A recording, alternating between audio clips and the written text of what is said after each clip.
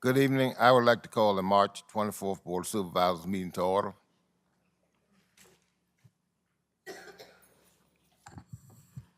Excuse me. Good evening. Now we'll have a roll call. Board Member Hill, Here. Vice Chairman Patterson, Present. Chairman Atkins. Present. Gentlemen, we have a quorum.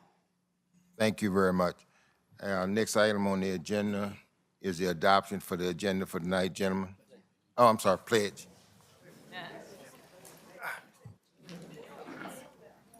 I pledge allegiance to the flag of the United States of America and to the republic which stands one nation under God, indivisible, with liberty and justice for all. Thank you very much.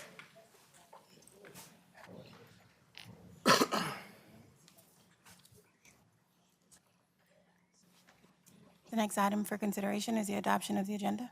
Gentlemen, our next item is the adoption for the agenda for this evening. Point of order, Mr. Chair. Yes, sir. I do have to state that last month I asked for 2 items to be added to the agenda, and they're not. I would like to remind the board that this is a recurring issue that I'm having with this administration. So much so the last time that it happened, our legal counsel had to step in and give us their legal recommendation was for us to follow our bylaws. By not having my requested items on the agenda, we're once again not following our bylaws. Now, there is a section in our bylaws that will allow us to suspend the application of any section of these bylaws at the board's discretion. And if we're not following the bylaws, then we can at least attempt to, I guess, I can make a motion to suspend the application of our bylaws for this purpose. And that purpose is for me to, as a board member, to have items added to to the agenda. So again, I can make a motion, Mr. Chair, to suspend the application of our bylaws for this purpose. I guess that could be my motion. That is my motion. Could you state what your items are? They're not in the package? No, sir, the items are not in the packet last month. The items that were to be added to the agenda that I stated were, 1, the updates on the data centers. I've been asking for this for quite a few months now, and most recently was the presentation right here before tonight on the county board form, what it means to be a county board form.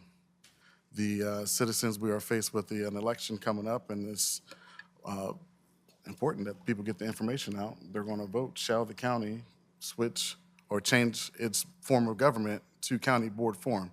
And that presentation would definitely assist our citizens in making the proper decision.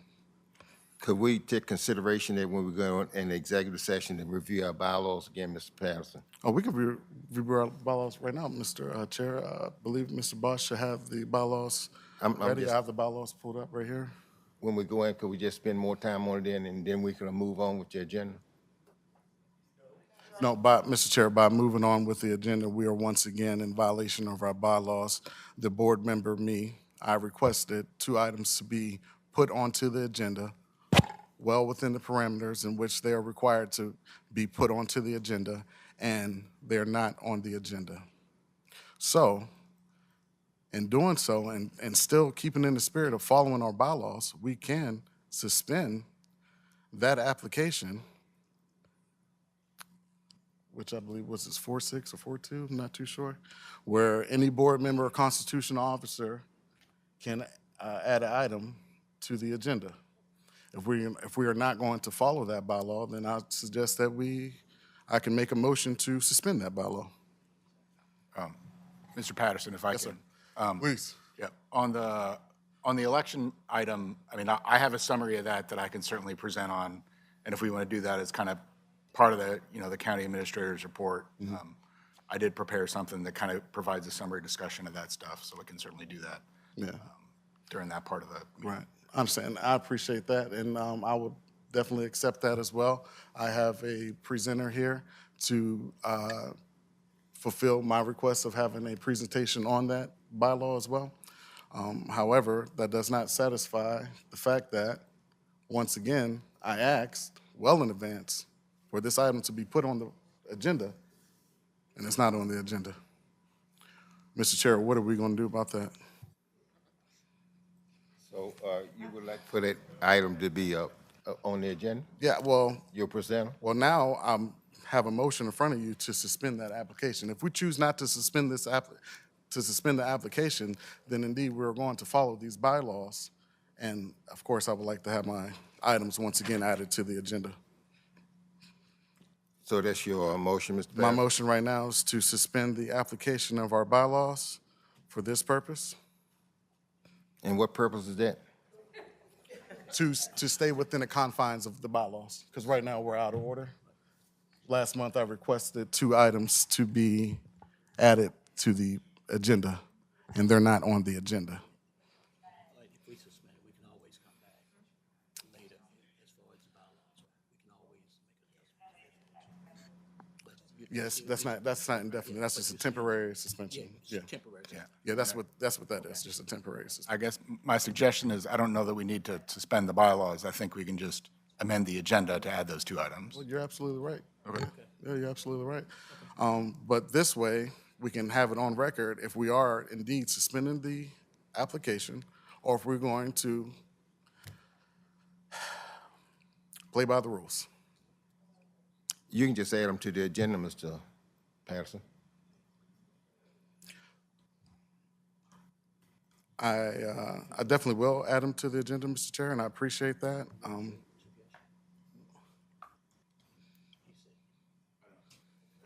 My point was, I don't think we need to suspend the bylaws to do that. We just have a motion to amend the agenda to add those items. Okay. All right. Well, so I'm not the one that's belaboring this issue. I am going to make a motion to amend the agenda, Mr. Chair, to add items A, which is a presentation of county board form. Item, give it to me. Yep, that'll be item A, and it will be under awards and presentation. On awards and presentations, Yes, item A. item A, yes, sir. And then item B. What's, Oh, go ahead. no, presentation? The presentation, I have the presentation Yeah. loaded. Yep, No, I have the just one. presentation uploaded already. Yeah. Mr. Bosch is going to gather his. We're going to have our information and his information. This is a great thing happening right now. Okay, so item A, Yep. Yep, item A, and then the next item will be item B, and that I request to be added to the regular agenda. Not only that, but again, a monthly standing item, a monthly report on the progress of the data center projects here in Charles City County. I don't know how to make it clearer than that. so your motion is to add item A, presentation, and item B, data center. Am I correct? Yes, sir. And, you know, if I can I request that the public comment period be placed after the county administrator's report? Just for tonight, Mr. Chair. We'll hold that part until the next agenda. Understood. Thank you, sir. But right now, yes, items A and B, one to the awards and presentation and one to the regular agenda. One is the presentation of county board form and the other is the data center update. So that's your motion, Ms. Patterson? It is. Your vote, Mr. Patterson? Aye. Ms. Hill? Aye. My vote is aye also. So now could we have approval of the agenda with the adjustments? Thank you, Mr. Chair. Mr. Chair, I motion to approve the agenda with the proper amendments. Your vote, Mr. Patterson? Aye. Ms. Hill? Aye. My vote is aye also. So we have the adoption of the agenda. The next item is the approval of our board minutes from February 24th, gentlemen. Mr. Chair, I do have a motion to approve the board minutes with corrections. What page, what item, sir? Page 4, Page 4. first sentence. Page 4, first sentence, the chairman, Mr. Atkins Senior, formerly call to order the March 24th, 2026 board meeting. Oh, okay. Yeah. So well, Change it to February. Thank you, yes, sir. change it to February. Yes, sir. Page, So- oh, Okay, I'm sorry. I got 3 more, Mr. Chair. Okay. Page 7, second paragraph, 6th line, last word. 1, 2, 3, 4, 5, 6. 6th line, last word, Lewis Tyler Lane. I imagine. I think. Yes, sir. it's Tyler, yeah. So we could change Tyler to Tyler. And the last will be on page 10, second paragraph, first line. These are your comments, Mr. Chair. Chairman Atkins requested that Mr. Rogers consider coordinating. Mr. Chair, you did not request that. You requested Mr. Rogers to, Mr. Rogers that we have VDOT attend our monthly board meetings quarterly, not to consider that. Okay.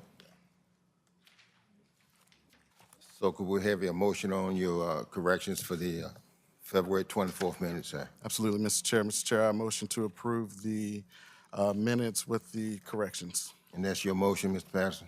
Yes. And your vote? Aye. Your vote, Ms. Hill? Aye. My vote is aye also. Thank you very much.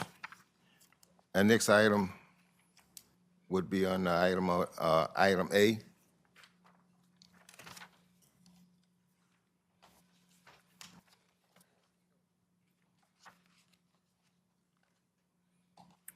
You're right. Item A. So that will be our presentation? Yes, sir. Yes, sir. Okay, so Mr. Klein, not to put you on the spot, but are you ready? Or if not, Mr. Bosch, one of you guys can take the lead first. Mr. Klein has a very short presentation, but it pretty much hits all of the, We get with IT, but Mr. Bosch, yes. you know, do you need first? You can go first. No, I insist. Can we have IT load that presentation up?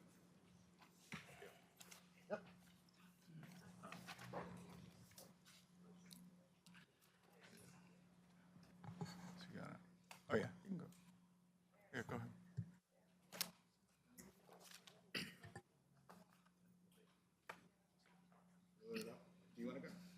No, I insist. So this is, the provisions on the county board form are set forth in, I believe, 15.2400. And so it's all 400 and 300. 300 is the provisions where you do a referendum, everything you need to do to adopt it, and then the 400 section kind of talks about the main differences between the county board form and just the conventional county form. There are 4 localities that have county board form in Virginia right now. They're all kind of in the southwest region. It's Carroll County, Grayson, Russell, and Scott counties. Our firm actually does do work for Carroll and Grayson counties, so we have a little bit of familiarity with how it works. In a practical sense, it functions largely the same as the regular kind of county form. There's not really differences in terms of, different offices or departments or things like that. School board operates, most of the related entities kind of operate the same. There are some statutory provisions that the county would have to walk through if that form gets adopted to kind of conform the way that the county works with what those provisions provide for. The main one is the statute provides for an at-large member of the board. So there's nothing in that section that kind of changes the districts by themselves, but it does provide for at least one at-large member. And so that would basically provide for a new member when it's effective. There's a vote for, as folks have kind of talked about, there would be, if it's approved, that would give us time in the November timeframe for an election for that board member. The board form change would happen effective January 1st. Assuming that it passes through the referendum, it would be January 1st of next year. And that new board member would be effective as that date as well. Everyone's existing terms or existing board members maintain the same through their terms, unless they had a term that ended on January 1st, then it would, there would be a new member that would also be having that election, but we don't have that in this case.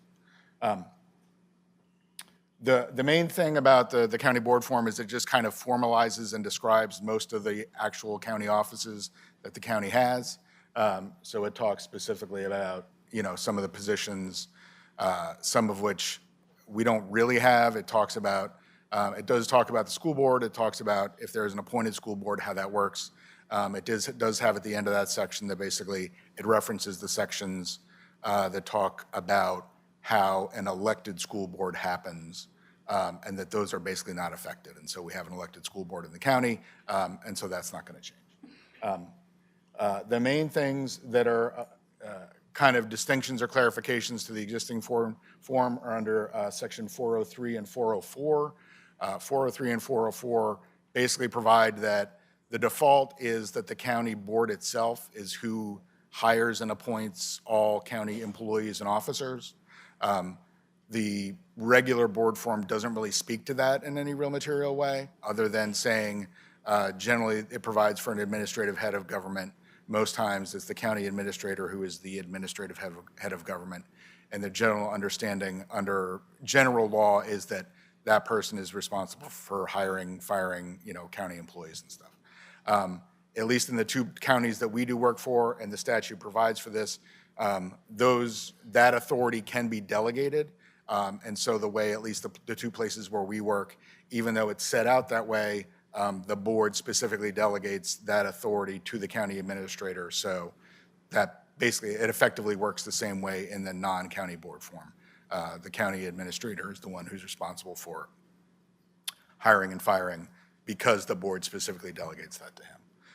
One of the other things that's a little bit different is under section 404, under 403, the county board has specific authority to investigate offices of the county, really technically kind of including constitutional officers, except for it specifically says Commonwealth's attorney is not included in that, but it does provide that the county board itself can initiate investigations, subpoena people, administer oaths, things like that. At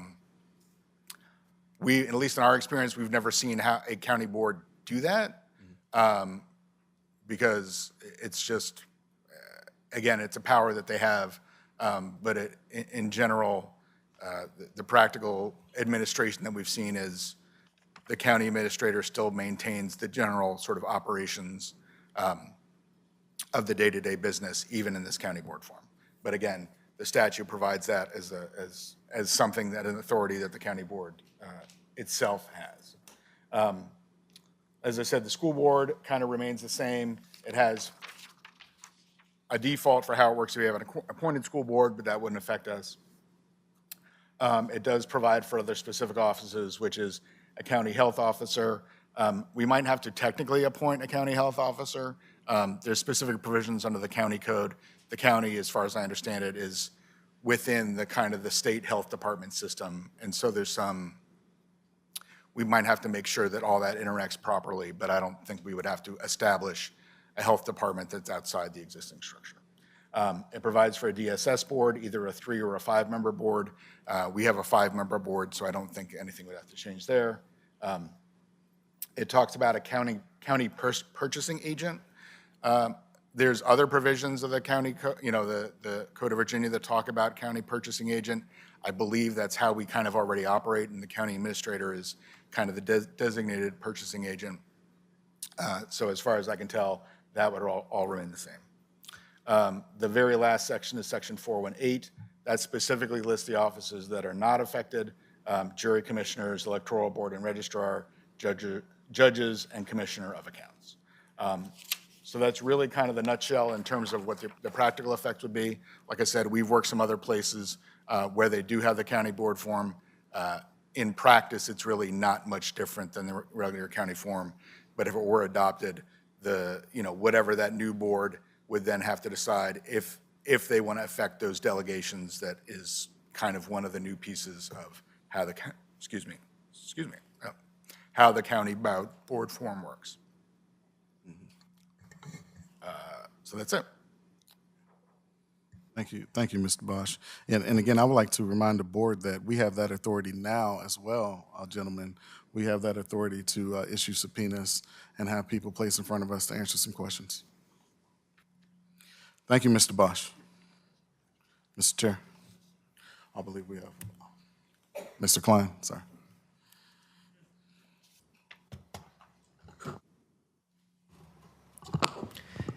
Jesse, A+. That was well detailed. Appreciate it. So I've created this presentation. I've toned it down. As y'all probably know, I'm like the vote yes committee. But I've made this more informative and to the facts and so forth. Wish I had a bit more of a heads up I was presenting, but hey, here we are, right? With that said, as everyone knows, April 14th is the referendum to vote whether or not we're going to adopt the county board form. As Jesse just mentioned, pretty much it's very similar to the current form of government we have in Charles City County, which is the traditional board form, which is what this slide says right here. What probably wasn't mentioned is that of the 95 counties in Virginia, there are only 2 counties in all of Virginia that have only 3 board of supervisors. Everyone else has 4, 5, or more. And those 2 counties are, of course, Charles City County, where I got 1, 2, 3, and Highland County. And what's notable about Highland County is Highland County, all the way over here in the west part of Virginia, is the smallest county as far as population, right? They only have like 2,500 people. And because of their low population and whatnot, they don't have different districts. Their whole county is one district. So that means every person within that county technically therefore has 3 board of supervisors. While this county, you know, we have neighboring counties that have similar populations. Those counties have 4 or 5. Surrey County, I believe, has 5. King and Queen, similar population, has 4, and so forth. But we only have 3. So, as Jesse had mentioned, the code, anyone can look up the code for county board form 15.2-400 through 15.2-418. It takes about 5 to 10 minutes to read it in its entirety. It's very plainly written and so forth. But the biggest change by switching from the current form, which is a traditional county board form, traditional form, to the county board form, is that it adds a at-large board of supervisor. So someone that would represent the entire county, it would be someone separate from y'all. So, you know, we would have a 4th member up there, and they would represent everybody. Whoop.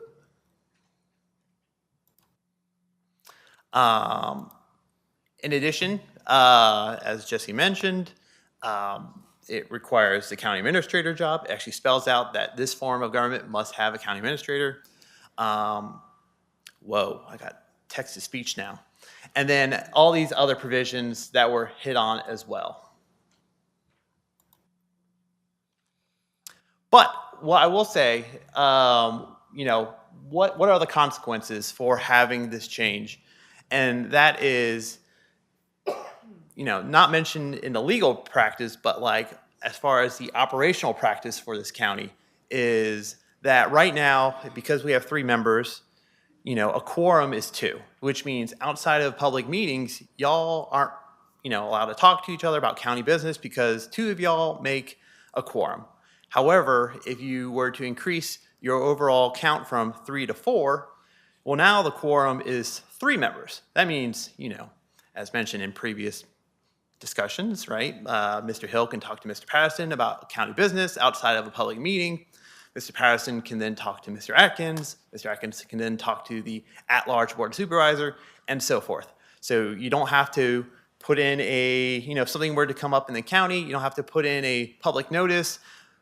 2 weeks later, have that meeting, then have those discussions. You can have them all throughout the month and work any problems facing the county. Additionally, if county board form were to be adopted and we were to go from 3 to 4 members, well, because we now have a at-large member, that means everyone in our county goes from having 1 board of supervisor represent them to 2, which is great. That means increased representation, greater communication, and so forth. Other items is, greater oversight, expertise, hopefully transparency, and communication, accountability, and so forth with the Board of Supervisors and the community. I've put these details about the election. You can vote now, but here are the additional details on, like the first Saturday is coming up where you're able to vote on April 4th. April 14th is the actual election day. You would then vote at the 3 precincts. So, where you usually vote in District 1, that's where you would vote on April 14th. But for right now, I believe it's just the social center where the office of the elections is being held at. Plus, there is mail-in ballots. So if you're unable to go to the actual voting location and are going to be out of town on election day, you can still request one, have one sent to your house, and you can vote by mail. Last item I have in my presentation is this is the actual what will be on the ballot. Shall the County of Charles City change its form of government to county board form? Yes, no. And essentially, those details mentioned by Jesse and in this presentation as well, each citizen has the opportunity to either vote yes to change from the traditional and current form we have to this new form, or no, basically to keep it the same.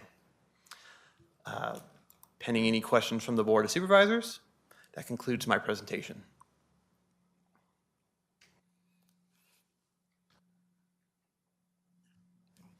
Gentlemen, thank you very much. Thank you.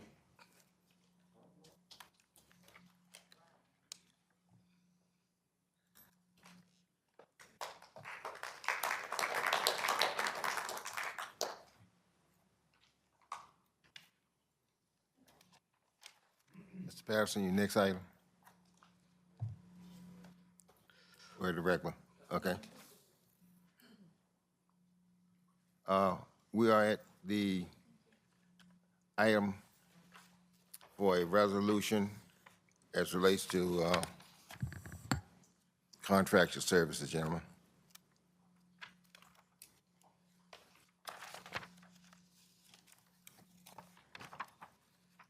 Ms. Rogers. Thank you, Mr. Chairman. The item that is before you this evening is a contract for IES. This contract is to provide maintenance, repair, and operational support for our utilities operation. As the board and as well as the community is aware, we have been working to bring our utility infrastructure up to standard. As everyone is aware, we have multiple facilities under DEQ consent order. We also have compliance that we must do daily with the Department of Health. And so we have, over the course of time, staff in that agency has been reduced. We have a number of current vacancies, as well as we need support with the capital infrastructure improvements that we're currently making. So this contract that is before the board this evening provides, IES will provide 2 staff members to be on call and on site for the county to allow us to bring our maintenance of utility operations up to where it needs to be. The action that is before you is to fulfill our requirements for the remainder of this fiscal year. And so we're asking for the board to, and the availability of those funds is made possible through the staffing vacancies that currently exist. So we're asking the board's approval to move forward with this contract this evening. Okay, and council, have you reviewed this?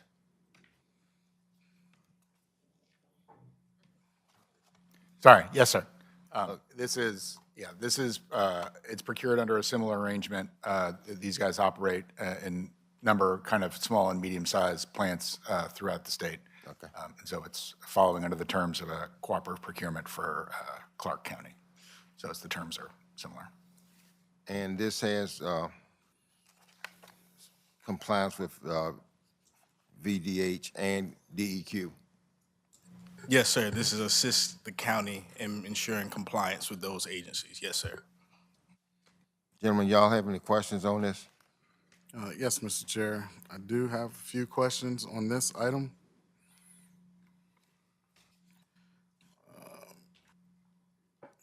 There's no RFP or competitive bids needed for this? Like I said, was done through cooperative procurement through Clark County. So did we engage in some type of agreement with Clark County for this cooperative purchasing? No, the way cooperative procurement works is if a local government advertises it as being a cooperative procurement, then other localities can do that. And so we confirmed that they did that properly, and so we can cooperatively procure off of what they contracted for. Yes, sir. Mr. Bosch, you're saying cooperative procurement. In this book, I have cooperative purchasing. It is the desire of Clark County that all jurisdictions allowed to be ride the bid, or well, let me take it from the top. It is the desire of Clark County that all other jurisdictions be allowed to ride the bid and enter into a contract with any successful contractor chosen by Clark County. Or is this what we're entering to with Clark County? That's the language from their procurement, yes. Okay, but they won't, are they the contracting agent? Will they have jurisdiction? Clark County, no, sir. Okay. Mr. Chair, I was looking into the IES for short, or I refer to it as IES, and they're located 3 hours away. The cost is $92 this fiscal year. No, sir. I'm sorry, the cost is $92,000 this fiscal year. Yes, sir. Any idea what it's going to be next fiscal year? In the contract that's in the board packet, it's approximately $30,000 per month for the staffing level. However, we have asked the board to approve us to move forward with this contract in this fiscal year, and we will revisit this in the upcoming fiscal year for a longer-term strategy.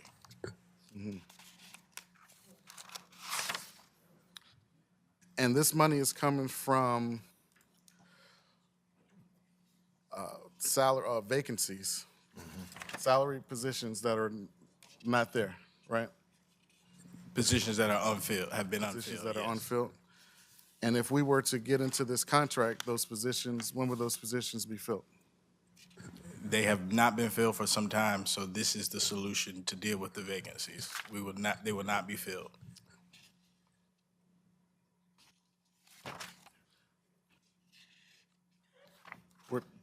Applications aren't coming in for this position?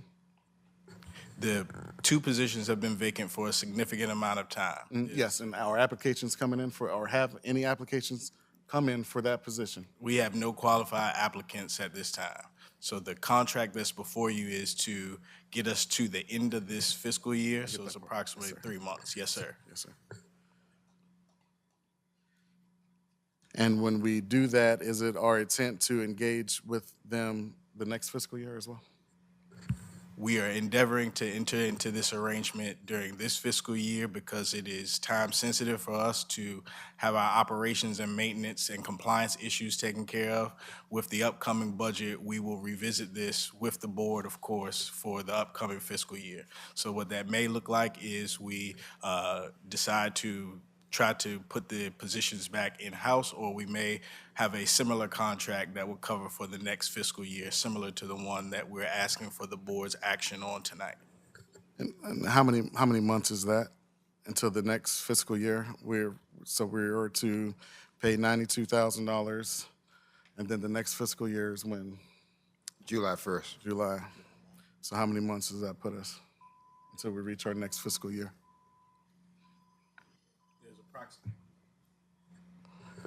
There's 3 months. There will be 3 months left in this fiscal year: April, May, and June. And is there any work currently being done to these utilities? We have multiple active projects that we are endeavoring to begin and complete.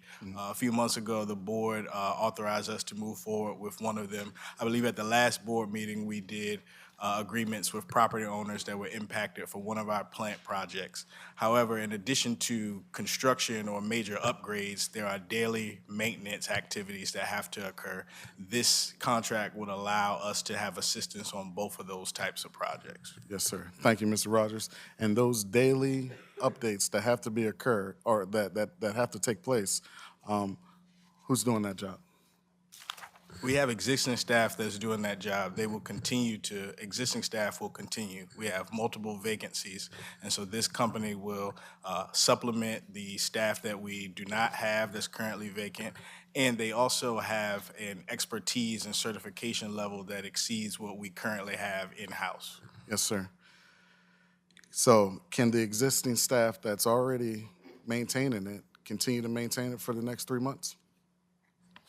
Until we include this into the budget? No, sir. Is this a budget item?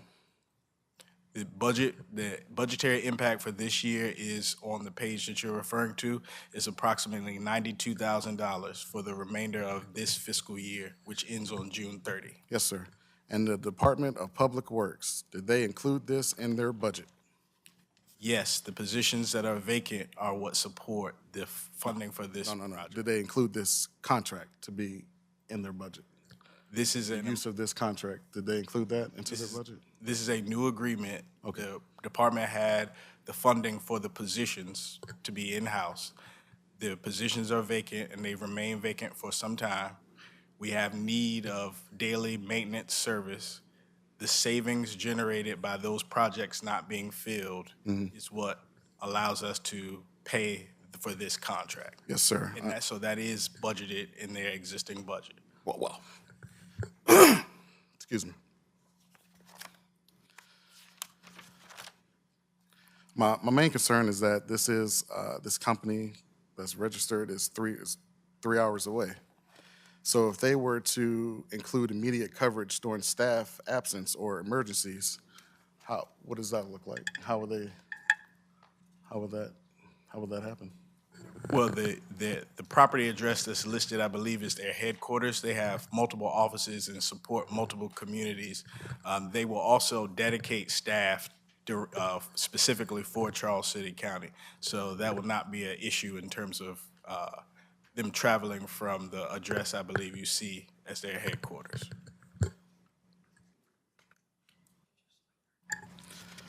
Gentlemen, if you could turn to page 23, Exhibit A. Yeah, that's where I am. Yes, sir. I'm getting there right now. Number 2, IES will provide a licensed Class 4 operator to serve as the operator and responsible in charge, OIRC, for the clients, I guess we'll be the clients, right? Water and wastewater systems. How can we vet that person, who that person is? Where is that person coming from? How far away are they? How can we do our diligence? We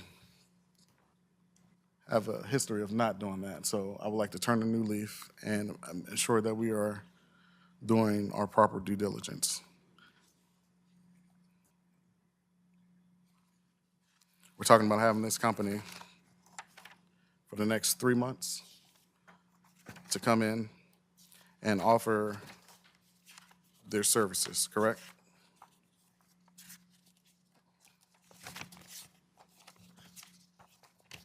Yes, that's correct.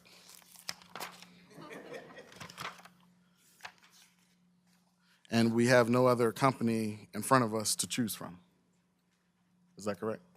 This is the recommendation, so this is what we're asking the board's action on tonight. Right. And, gentlemen, we have followed recommendation like this, and months or years later, it turns around to bite us in the butt when we don't do our due diligence. So, again, you're asking to spend $92,000, which wasn't budgeted. We didn't plan to spend $92,000. I'm sorry. Yeah, $92,000. We didn't budget this item, and now here we are faced with this. That's not an accurate representation. Okay, please correct me. These services are essential.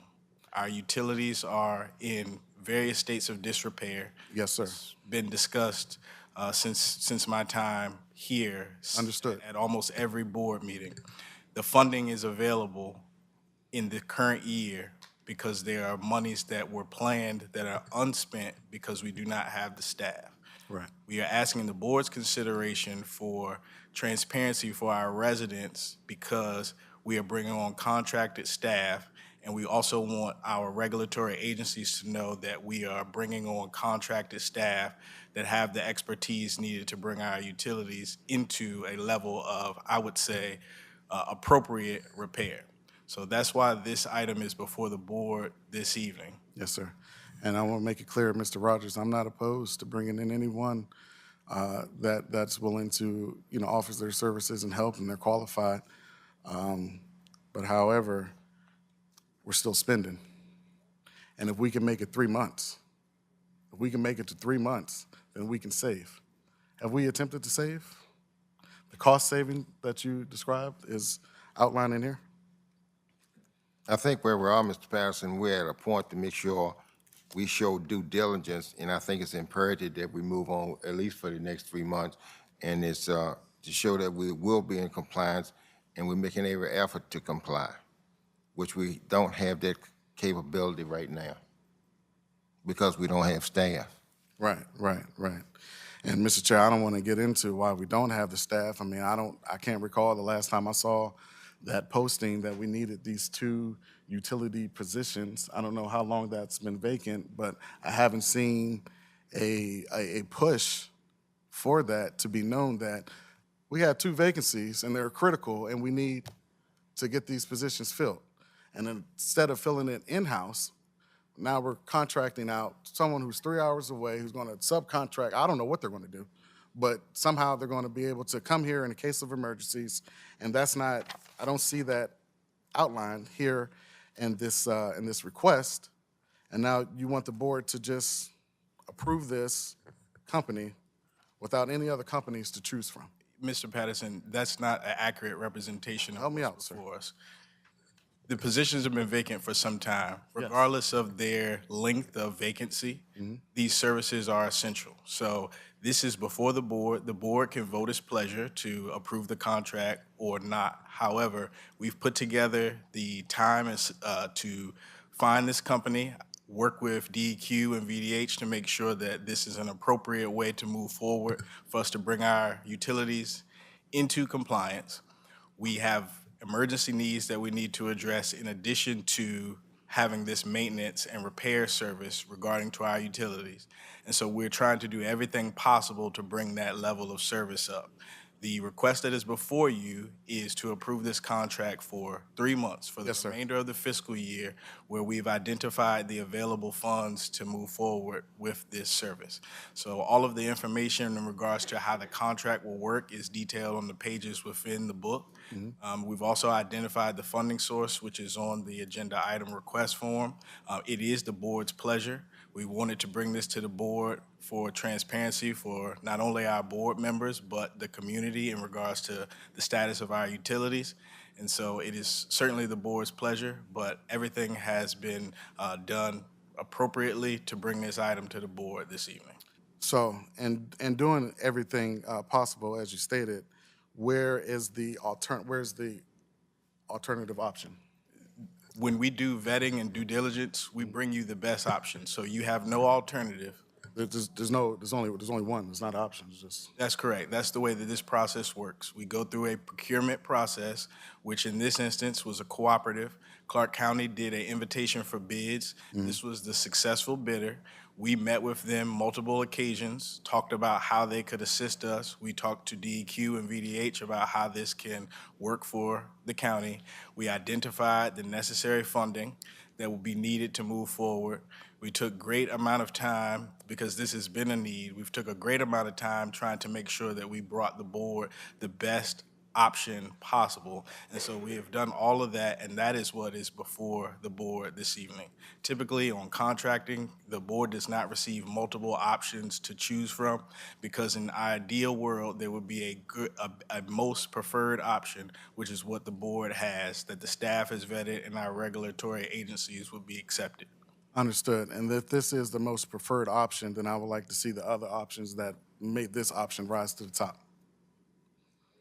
Do we have that available?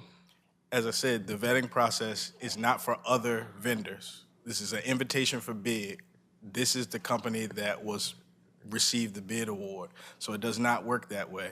It is a bid award, the bid was awarded to this company. Mr. Rogers, I do, and I don't want to keep going back and forth, but I do believe it works in the way in which the board says. So if we can, moving forward, have more options to choose from, what if another company would have gave us a lower rate? I will work to be better for whatever is pleasing to the board moving forward. This is the option that's before you tonight, and as I said, it's certainly the board's pleasure however you would like to proceed. But we've brought this option to the board that has been vetted, it is compliant, and it's in the best interest of our operation, but it is at your pleasure. Yes, sir, absolutely. And we may choose to defer this item until you guys provide the board with alternative options. I don't think we're at a point that we need to. So it seems like you guys want to push this company onto us. We're not pushing it, it's what's available resources, and these are the recommendations, and what will happen is that we want to make sure we are complying to get our systems in order. And I think it's imperative that we move on with these. Yes, sir. Mr. Rogers, these are services that they're going to provide. You said they are essential, correct?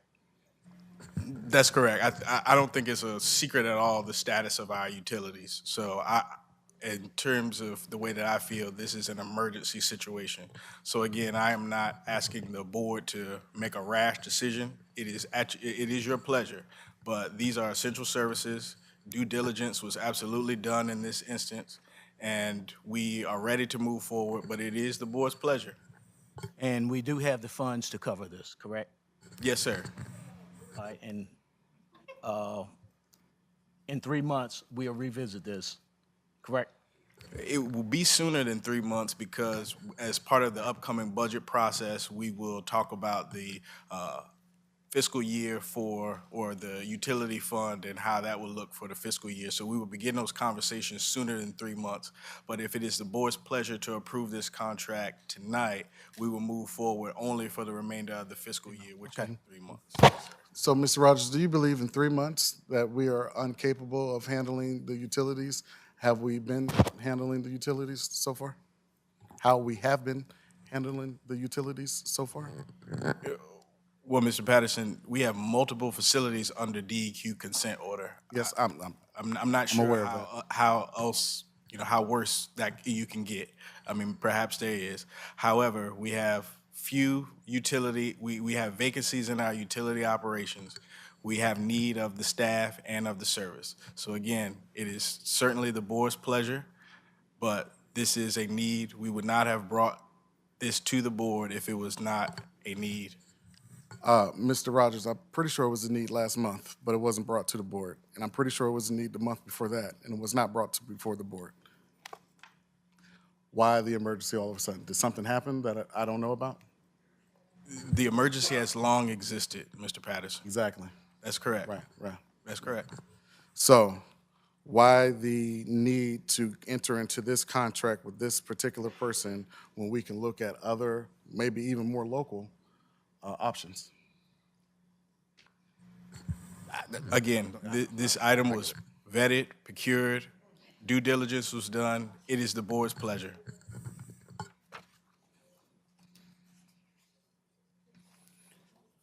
Well, gentlemen, I believe if we last this long doing it ourselves, we should be able to make it another 30 days and allow us to defer this until we can come up with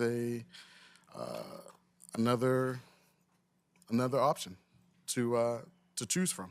Mr. Patterson, I think it's imperative that we move on with this for the 90 days, and at which time we'll have a better process that you're more comfortable with. But right now, it's imperative that we take care of this. Okay. Yes, sir. Yes, sir. Okay. Let's do it.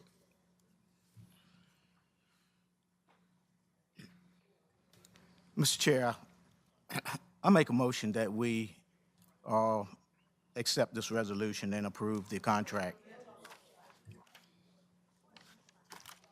Mr. Hill, Is that your motion? Yes, it is. And your vote, Ms. Hill? Aye. Ms. Patterson? Nay. My vote is aye, and I thank you. And we'll move on to make sure we're in compliance without having any violation. Yes, sir. And I appreciate your conversation. Thank you, Mr. Chair.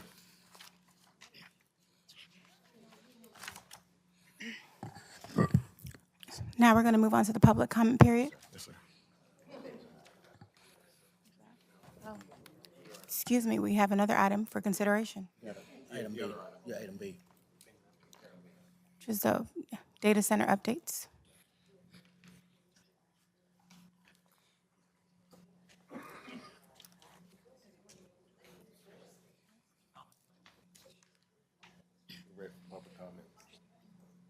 No, sure, item B, yeah, item B that you Oh, asked about. I'm sorry, sir.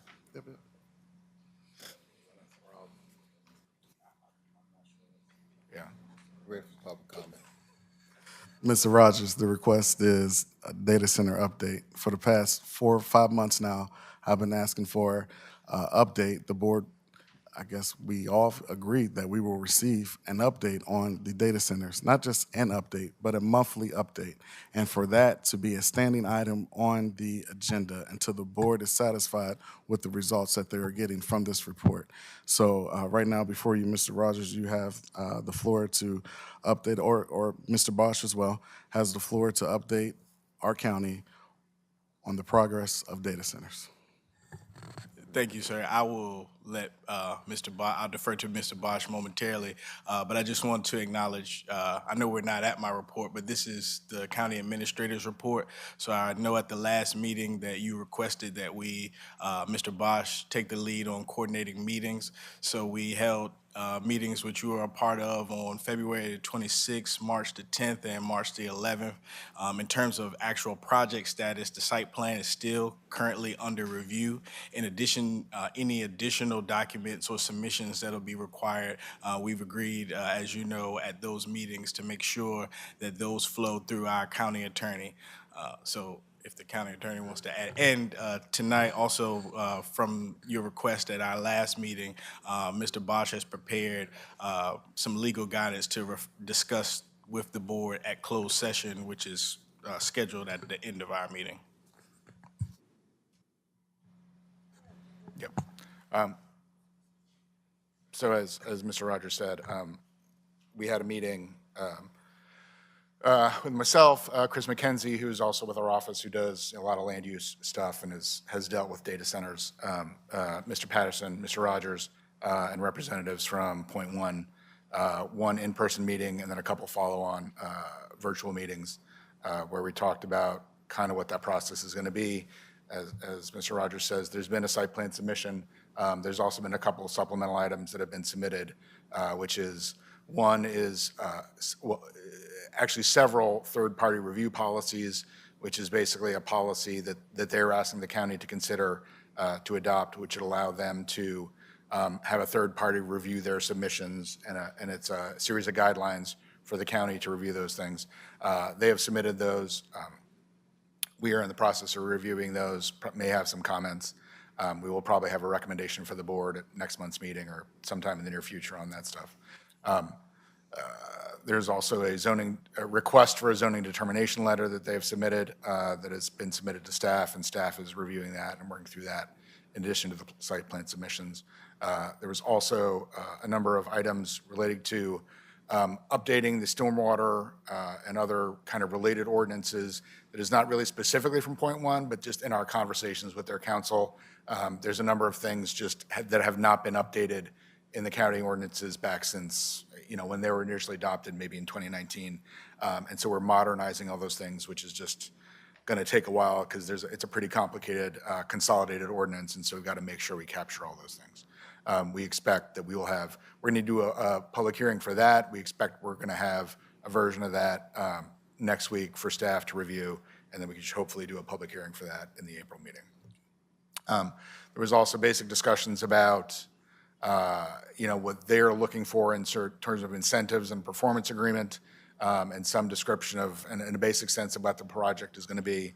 That was the first meeting where we at least started to get a little bit more detail about what they're talking about in terms of building basically their own natural gas power plant that's going to be the source of power for this project purportedly until it, Dominion stuff can kind of come online.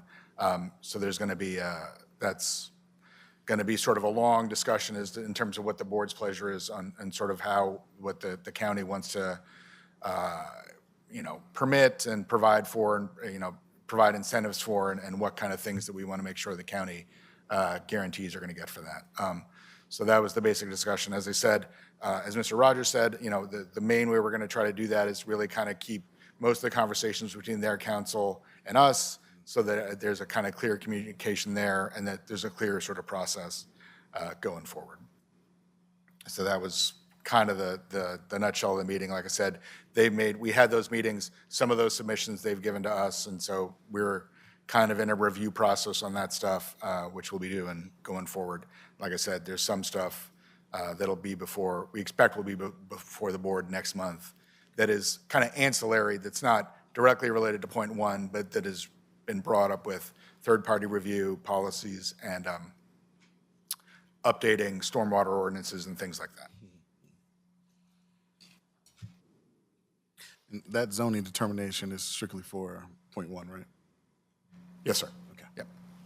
That is, it's related to, as I think everybody kind of knows, it is in a by right data center district, but they're asking for kind of at least whatever kind of version of what their plan is at this point, a determination that fits within that definition.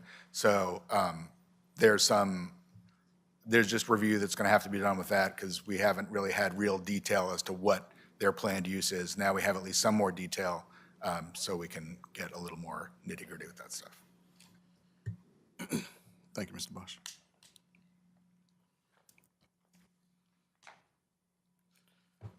Mr. Rogers, you have anything you like to add? Thank you, gentlemen.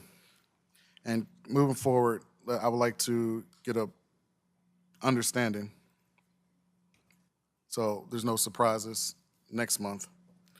Where will we find the data center update? Under the county administrator's report or the regular agenda? Where would you like to have it, gentlemen? Mr. Patterson, I can add it to the county administrator's report. Okay. Yeah, and if that can be, again, a monthly, like every time I see the agenda, we should see, oh, look at that, a data center update. Sure. I mean, Mr. Rogers. I know whatever it is. When we talked yesterday, I said that it would be in the closed session, and we added it to my report. So we could do that every month. Thank you. I'm gonna hold you to it. Sure. All right. Thank you, Mr. Chair.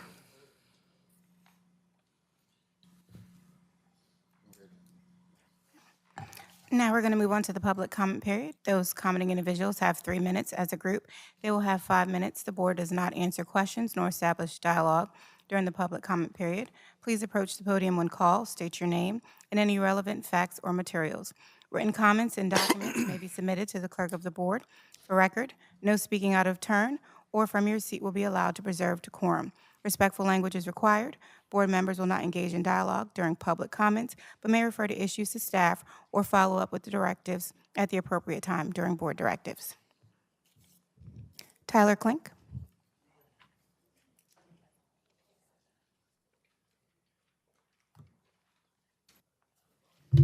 Good evening. I'm Tyler Klink. I'm speaking on behalf of a group. So for the past number of years here in Charles City, we've had various private organizations that have provided scholarship dollars to our seniors here at Charles City High School. One of those groups is the Charles City Education Foundation, of which I'm a part of. We've had problems in the various groups I'm a part of having kids apply for those in the past. So one of the things the Education Foundation is doing in conjunction with the high school and the school board is having a scholarship breakfast on April 18th of 2026. It's at 10:30 in the morning at Charles City County High School in the cafeteria. I know the Education Foundation will be there. I believe the NAACP will be there. I know Westover Episcopal Church will be there, in addition to the Ruritan Club. So if you're part of an organization that can provide scholarship dollars to our kids, I would highly encourage your attendance. I have some flyers that I will leave in the back. So that was kind of my time as part of a group. The next one is as Tyler Klink, the citizen, because I wear lots of hats. So in this legislative session, various bills were passed to legalize the sale of marijuana here in Virginia. One passed the Senate from Senator Aird, and one passed the House from Delegate Paul Krizik. It basically lays out that marijuana sales will be legalized statewide on January 1st of 2027, and that counties will not have the ability to opt out of whether or not marijuana is sold or consumed in your locality, but the Board of Supervisors does possess certain powers to regulate how it is sold, including the time in which it is sold. It also has various abilities to regulate where it can be used, including public parks, playgrounds, things of that nature. The governor has not yet signed the bill, but based on the political currents that we currently live under, I can foresee her signing that omnibus legislation. I would encourage the Board of Supervisors to be proactive, look at this bill, discuss it with the county attorney, and figure out what ordinances we can provide for both the safe consumption of marijuana, in addition to keeping our children safe, keeping it away from schools, keeping it away from playgrounds, and keeping it away from public parks. Thank you. Thank you, Mr. Klink. Next, we have Lloyd Carter.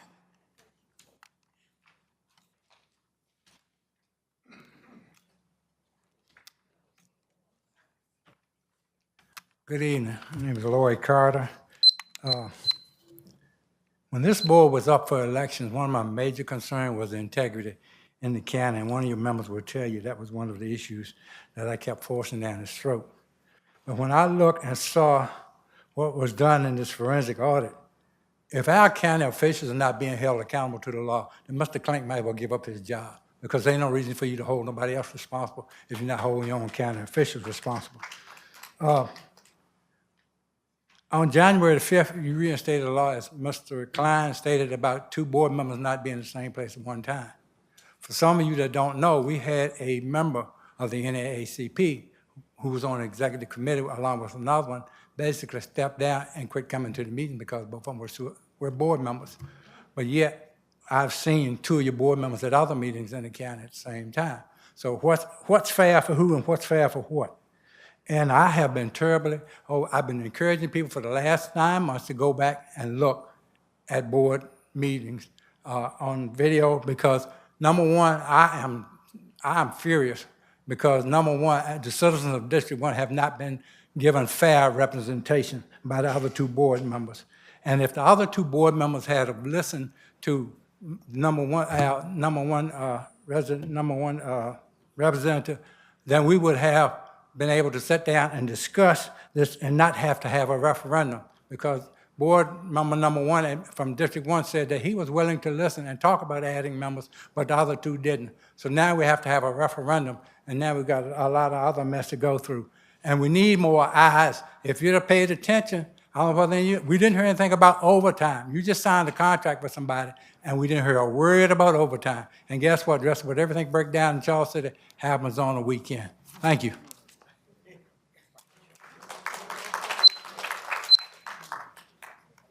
Doreen Billingsley.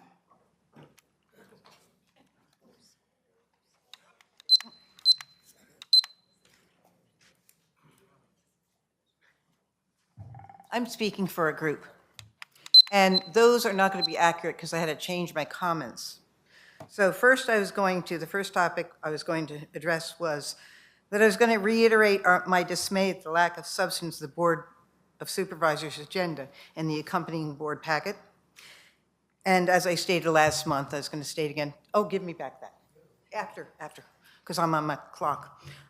As I stated last month, considering all the challenges the county's facing, you'd think that we'd have some meaty subjects on the agenda. I was going to suggest that a presentation of the county's strategy for managing data centers, or a deep dive on our finances, or an update on progress on point 1 would be appropriate. Thank you, Mr. Patterson, because I didn't actually have to say that, because we did get a media agenda because of your insistence of having one. So thank you for that. The next topic I was going to talk about was concerning this contract you just passed tonight. And I thank Mr. Patterson again, because a lot of the questions you asked, I'm going to skip right now because I had the same questions. But I also want to point out a couple other things about it. One is that the expected costs associated with the cost plus portion of this contract. You probably already know this, but cost plus arrangements, if not managed very carefully, can be the most costly and the most unpredictable contractual arrangements. So while one half of it says that on an annual basis this would cost us $370,000, it has a cost plus portion of it that I think you have to pay some attention to. But it all comes down to, I think you all could have avoided this debate if the county administrator had come to the board with a complete financial justification for you all before you had to approve it, which would have included things like how many FTEs were you going to be able to not have, and how many county employees would be impacted by this, and what is the benefits, what is the financial benefit as a whole. And if you'd had something like that, you might not have had to have such a debate. And I can certainly tell you that I would never have approved the outsourcing of services without that kind of fulsome financial impact analysis. Okay, so the next topic. I reviewed the second quarter financial projection report, and I was underwhelmed. The report lacked the detail that would be needed to glean any information, and there were no explanations of variances, of which there are a couple significant variances. Asking the citizens to just trust that everything is going to be okay is not acceptable, and your financial reports are completely inadequate. Final topic. Month after month, concerned citizens come before you to give you heartfelt feedback and requests for more information. Month after month, you sit there in silence. I know that the public comment period is not meant to be a dialogue, so no responses come during the meeting. However, I think you owe us some kind of response, perhaps by covering the information in a subsequent meeting, or by hosting a workshop for citizens, or by listening to what Mr. Patterson was suggesting go on the agenda. Please consider doing something to show respect to those who show the interest and take the time to comment. Thank you.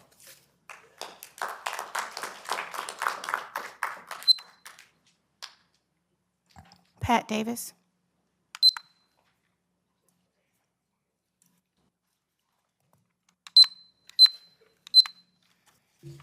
Good evening, gentlemen.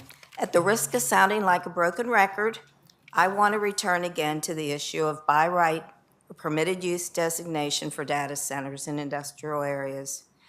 This is the single most important issue in zoning at this point in time. Right now, we citizens don't have the power to correct this policy ourselves unless we get up another petition, and I think we're all petitioned out. We can't amend the zoning ordinance or remove the by right status. That authority rests with you. That's why we're asking you to act on our behalf. By right zoning as it stands effectively shuts down the public and you from the decision-making process for one of the most consequential land grabs of the 21st century.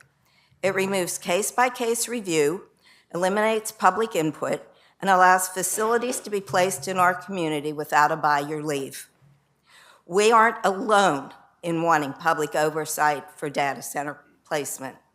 There are now close to 200 organized community groups in the United States pushing back against data center development. In just a few months in 2025, local opposition helped block or delay close to $98 billion worth of projects. Nearly 100 proposed data centers nationwide are currently being contested by residents, and in some cases, entire local governments have reversed course after hearing from their citizens. Opposition is coming from both sides of the political spectrum, driven by the same concerns we are expressing here: impacts on energy, water, land use, and quality of life. In other words, communities everywhere are saying the same thing. These facilities require careful oversight, not automatic approval. These high-impact developments that shape land use, infrastructure demand, and quality of life for decades need close scrutiny. Once approved and built, they cannot be undone. The consequences belong to the people who live here, not to the developers who defile the land and move on. And yet, under by right or permitted use zoning, residents are left without a real voice. We can't fix this ourselves. We can only come before you and ask you to reconsider. You were elected to make these decisions with the long-term interests of the community in mind. Reversing the designation would restore oversight, accountability, and public participation. It would ensure that each proposal is evaluated carefully and transparently. Please reconsider the by right designation for data centers and return this responsibility to where it belongs, with thoughtful review and with the people you represent. If we have no ability to say no, then by right zoning has taken our voice away. Only you can give it back. Thank you. Brandy Moreno.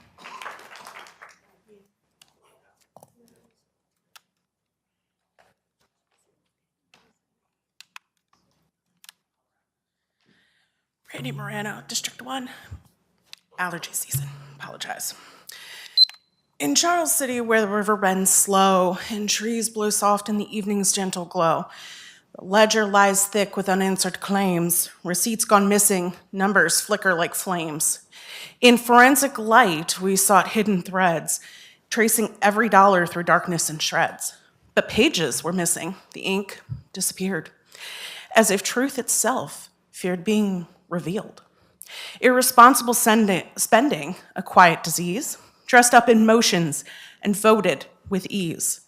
Projects approved, repeated history, while questions were lost in this great mystery. Transparency promised, yet clarity vanished. Behind closed doors, stories shift. Facts rearranged, the pieces never fit. And the audit demanded and delayed. Compliance evaded, accountability betrayed. The process resisted, its purpose incomplete, as if scrutiny threatened what power had suppressed. You see, misrepresentation wears an expensive-looking suit and speaks assurances but hides truths. You deserve what you tolerate because this appears to be how you operate. But there's no honesty among thieves, that we all clearly see. We are more than the numbers that falter and fall, more than the echoes that run deep in these halls. We carry the hope that's steady and clear, for honesty is rooted and justice brought near. The beauty here, beneath each tree and sky, in the strength of the people who won't let this lie. As we rise, not in anger, but with purpose and will, we demand the truth. And we hope you can honor that still. Thank you. George Zimmerman.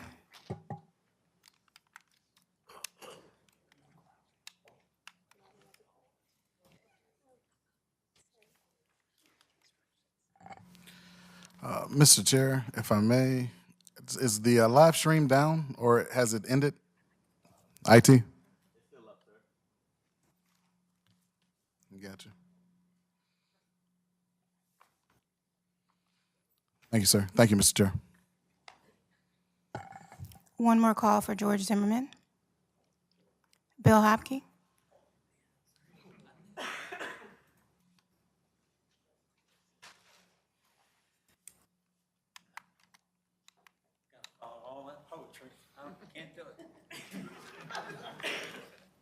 Bill Hopke. Mr. Atkins' district is where I live. I voted for you. I know that doesn't matter right now, but I'm speaking for a group. So I really came here just to ask a simple question, really of everybody, but am I over? The audience, has anybody ever made a mistake? Mistake that you had to tell your boss about, your kids about, not your spouse, but a mistake. You admit it, right? I've never heard you admit to a mistake, ever. I've written a lot of emails to you guys, and you know it. You never reply. Mr. Patterson did a couple times. No one else has replied. Some of the emails were nice, some were not so nice. So I'm asking today, can you admit to ever making a mistake in your decision-making process? Did you make a mistake when you terminated Ms. Johnson and paid her $420,000 as severance and didn't tell us why? That's a lot of freaking money, $420,000. Never gave us an explanation. When you hired Mr. Coda as our county administrator, who decided to borrow $5 million on a RAN and said it was a rainy day fund, it was a rainy day RAN or whatever he called it, loan. She could pay it off at any time. That went on 2 years. Finally, Mr. Rogers got it paid off. He borrowed a lot of money to get it paid off. Not him, but you did. So now we got a shell game going. We got $5 million due. It went over 2 years. Let's just leverage up the county. We will borrow against every asset we have. And we'll borrow another 7 or 8 or 9 million or whatever it was. And we'll pay the RAN off. So what's that got us? More problems for people down the road. That's all it's gotten us. I hate to mention it, but North Carolina's got us on the TV, okay? It's not something we did, and I'm sorry that it came out, but they made some statements about our county administrator.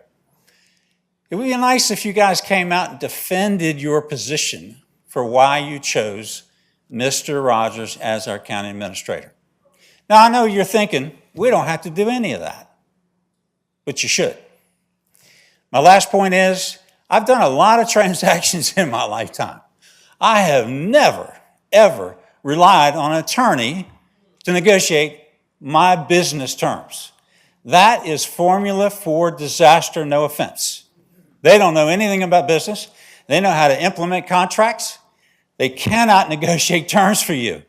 I would suggest you get somebody, or Mr. Rogers lead that effort and make sure that they do not negotiate tax rates or any of that stuff, or you're going to be in trouble. Thank you.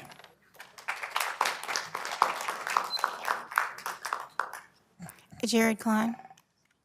Thank you. I'm good, though. Thelma Whitehead.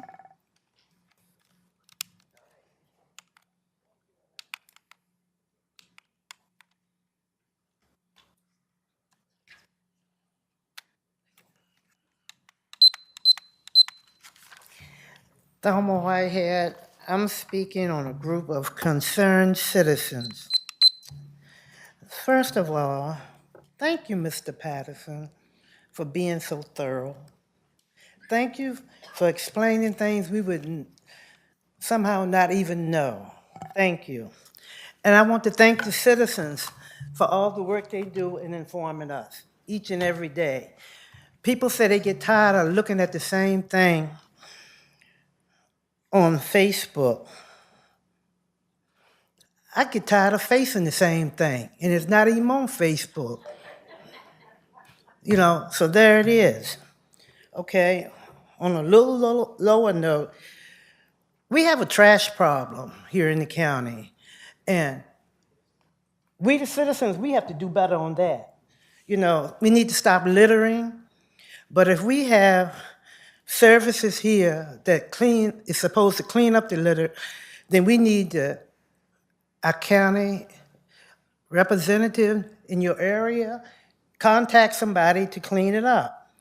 At the social center, it's a pile of trees that has been cut down right in the playing area for the kids. And there's a park bench sitting there. I've just been in my yard twice this week, and I had killed 2 snakes. So you got all that tree and all that rubbish sitting up there. Go by there tomorrow, because ain't nobody gonna move it by the time we get out of here. And it's sitting right there where the slides and all that is, where the kids gonna play at the social center, and it's a park bench there. That is a terrible hazard. And then there's a big black bag of trash, and then there's a tree, a rotten tree that has fell over and is still there. I pass by when I go to the dump. Mr. Atkins, you pass by when you go to the dump. Mr. Hill and Mr. Patterson, y'all might not even come that way, but I know you pass by and it's there. And then when you go up the road to the dump, somebody has dropped off, look like flooring plates or something that's there. And whoever did that, they had to know it fell off. But yet, we see it. Mr. Atkins, you see it. Call somebody and have it cleaned up. I appreciate that. Okay, the next thing is brought to my attention. If we have car sales in the county that the county is no longer using, what is the protocol for that being advertised if somebody wanted to purchase one? Is that an in-house thing? Who gets first bids on that? How does that work? Whether it's the cars or the lawn equipment or what? How does that work? Okay, the next item. Chief of Staff, HR. HR, is it Chief of Staff to HR? I don't know. I'm just asking, are you the HR too?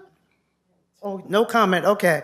Well, what is the availability to the employees? When they want to talk to human resource about something, is it true that they have to go to the county administrator's office? What is the availability? If she's holding down 2 jobs, and I'm just asking because I don't know, then it needs to be divided up. She need to be there for the people. He need to be there for the people. Somebody need to be there for the people. So, next thing, Market 5. I support Market 5, and I'm hoping that it do great, but it was kind of messed up deal in the beginning because of the location. We have Harrison Park, and we have the social center down there. When you go think about a concert, I think of mine, it's gonna be plenty of space. That's a danger zone. And y'all do what you need to do to make it profitable, but the only thing I see you make it profit right now is by the rent.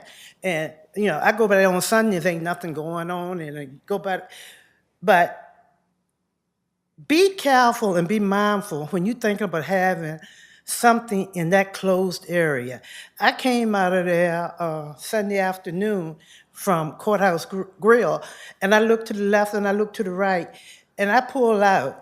And before I could get to Hops, there was a tractor trailer on my butt. That's how fast they're moving. And you're talking about having all these people. You better be careful, because you're talking about fun, relaxation, and kill. Because when somebody get hurt, somebody's gonna get sued. Okay. Mr. Rogers, the bill, the company, oh man, already? Just getting to the good part. I'll get you later. Okay, thank you. Martha Harris.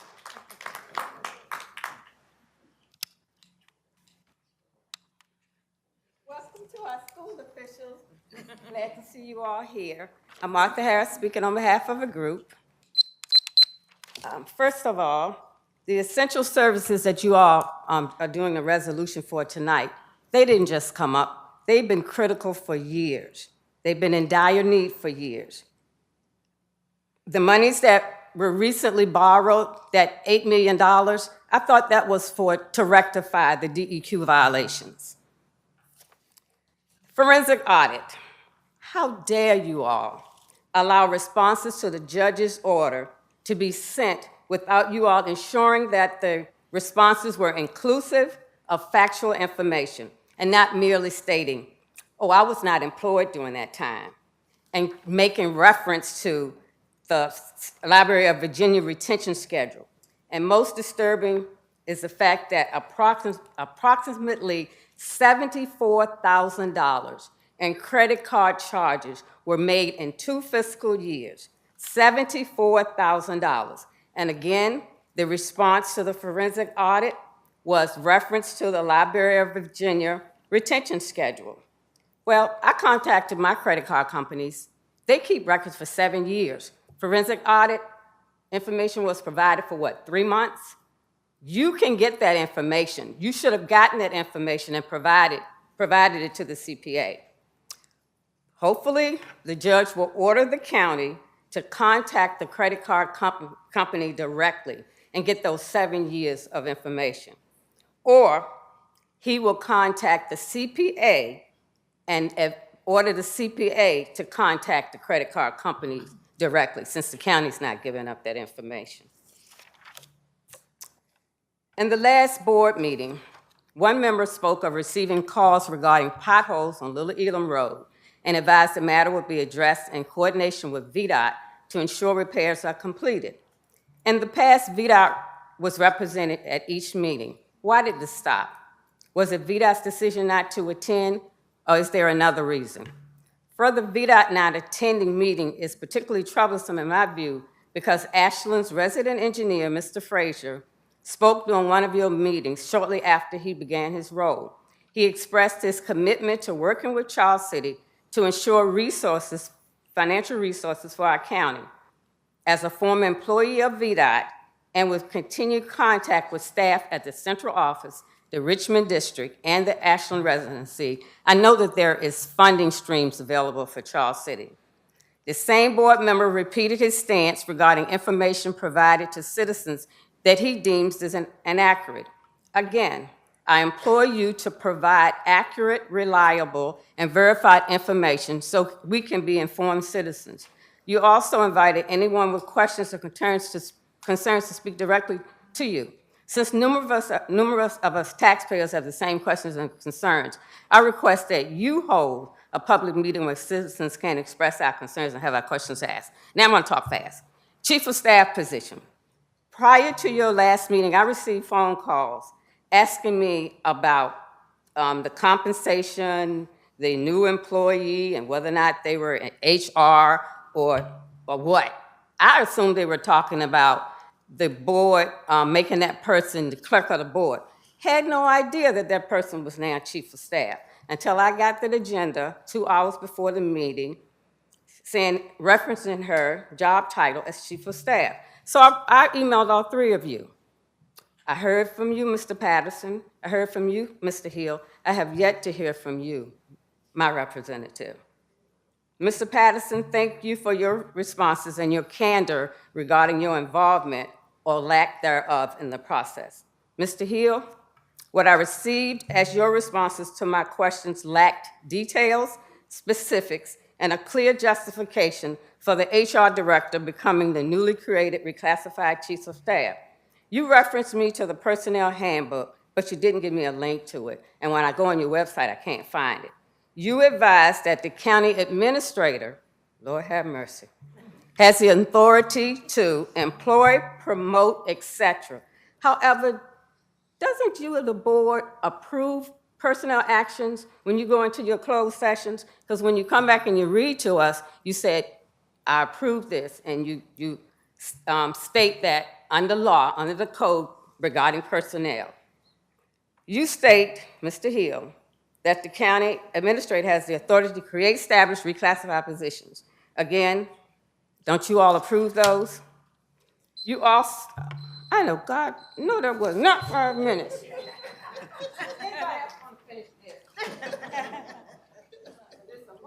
I believe the next name is Rick. Unfortunately, I'm unable to read your last name.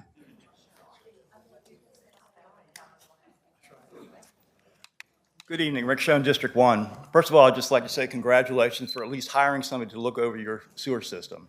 It's obvious that we've needed that work for some period of time. I spent years working in sewer, so I know exactly what is required. I don't know your system, but I know it does need continued maintenance and oversight. I would like to say that I think that providing only one option is very sorely lacking. Just like you did with the RAN, we should see options. I've recently had experience with the EDA, where they can provide options that they like, and those they don't just get ignored. And that's wrong. Your favorite projects and your favorite people continue to be recommended, and that is wrong. So I don't know if that happened here, but to assuage that fear, put up options. Show us who you talk to, and let us know what's going on through transparency. don't hide behind the fact that this is my favorite option. Secondly, I think that the financial information provided in this packet is sorely lacking. There's nothing in it. You know, the financial report should not be a monologue presented to us that we have no response to. I've spoken before about how we need comparative information. Haven't seen any of that yet. I understand it wasn't your budget. I'm hopeful that with the new accounting system we bought for $500,000, we can put together something that makes some sense in the next year. But for right now, we're getting nothing. And you present to us, we get no chance to answer any questions, ask questions, and all we're said is, here, we're doing better. We promise. That is bad. That is just horrible, and you continue to say the same thing month after month after month. We need to get better. Thank you.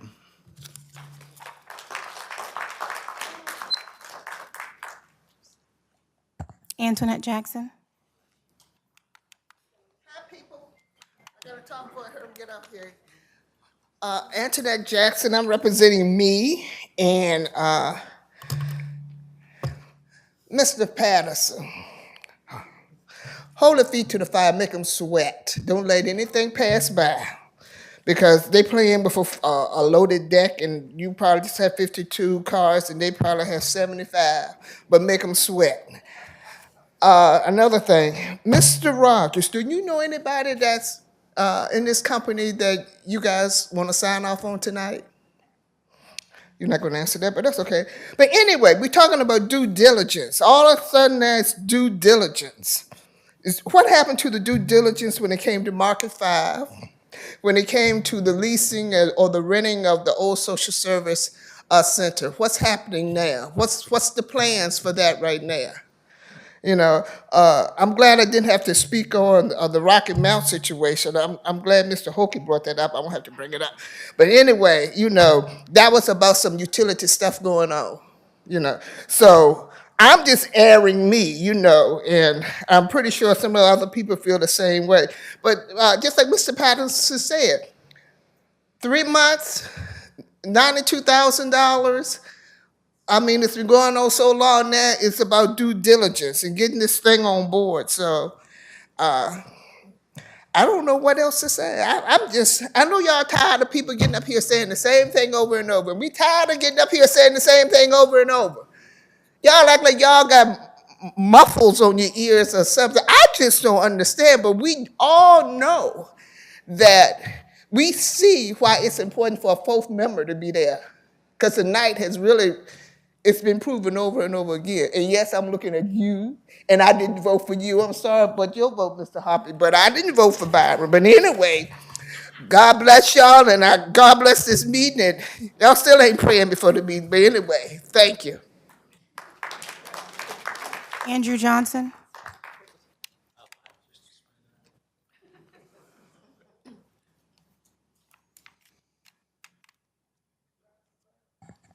Last call for Andrew Johnson. The next individual, unfortunately, I cannot read your handwriting. I believe your name might be Bonnie.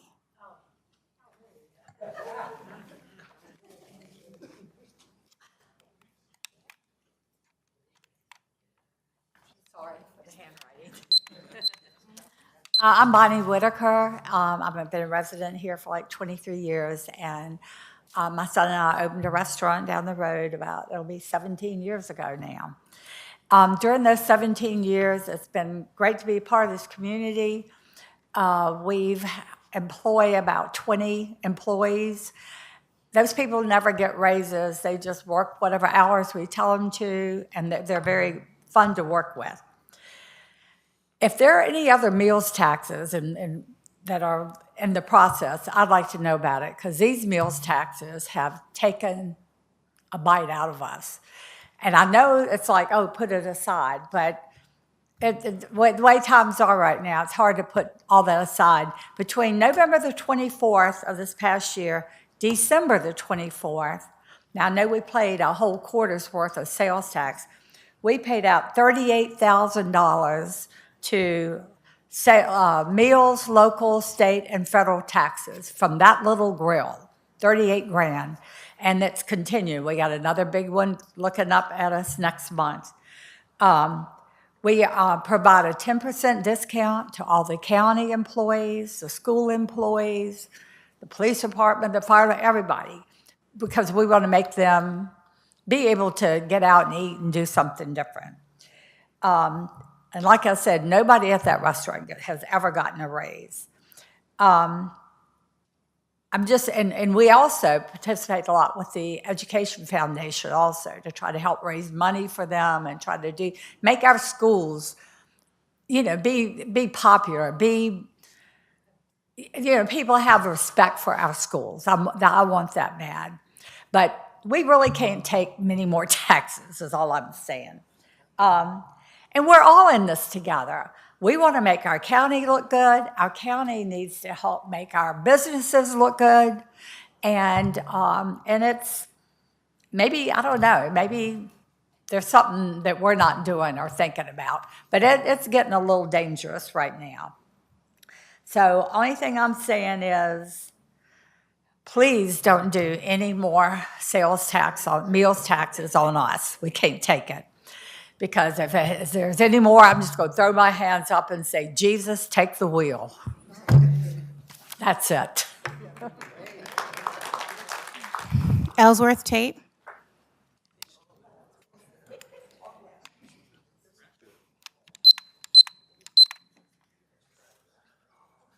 Good evening, and when you said you couldn't read the writing, I thought it was me. I am Ellsworth Tate, and I just want to rise again and show deep appreciation for all the service that you try to do and try to occur here in Charles City County.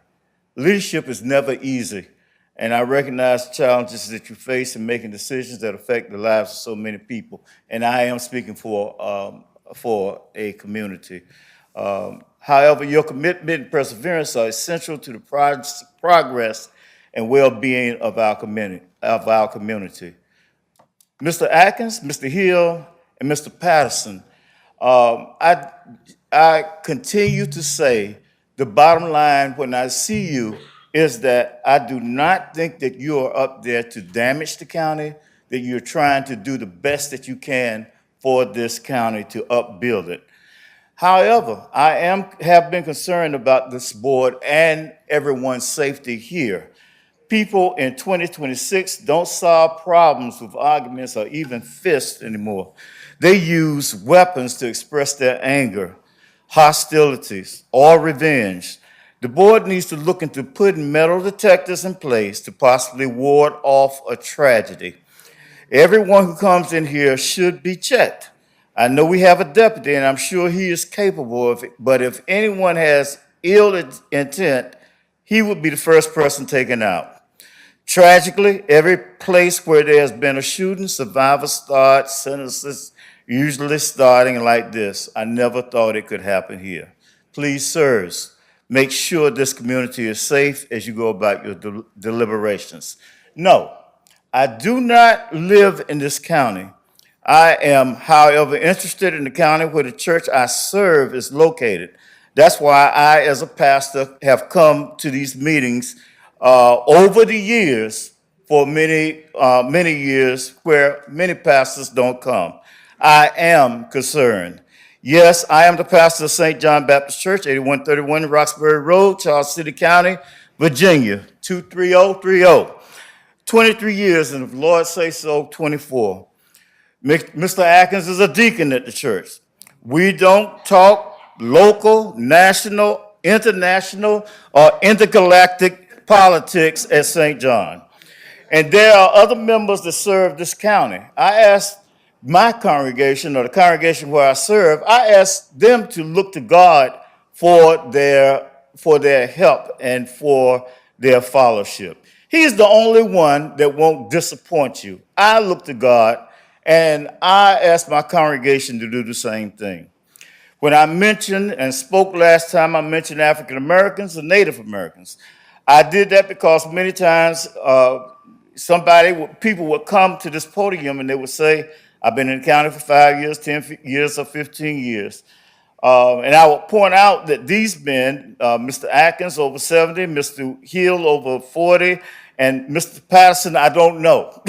But I do know that they've been here for many years. And I also spoke about African Americans because they have been in this county for generations and I am not now or ever will be ashamed of African American people. I said and still say these men have to respect or represent everyone, all people, who may not want to come and express an opinion that goes against the majority, but they will talk in stores or at other social events or even give a call. Their opinion is also valid. Why don't they come and share against the majority opinion? Why? Because many don't want to be targeted. They don't want phone calls or drive-bys. They just want to live in peace. And yes, the Native Americans that have been here before this was a county, people of the coarse-pounded corn, as they said, I greatly admire their pride in their community, and it is anyone a wonder that any of them survived.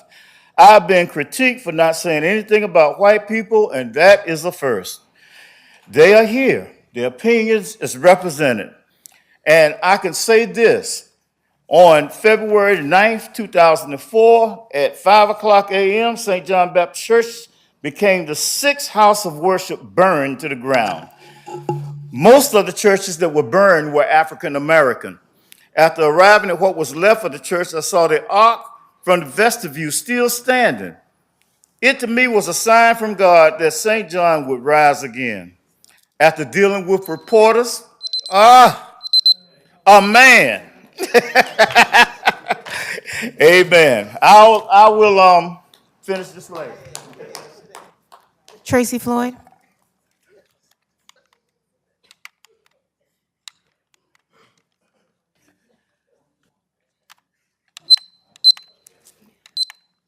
Before I make my comments, is it Miss Poe or Mrs. Poe, just so I know how to address you properly? What do you prefer?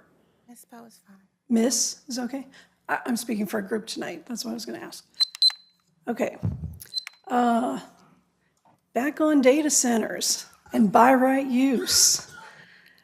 So tonight, again, I'd like to talk about wetlands and District 1, specifically the industrial corridor where point 1 is proposed, the point 1 data center is proposed.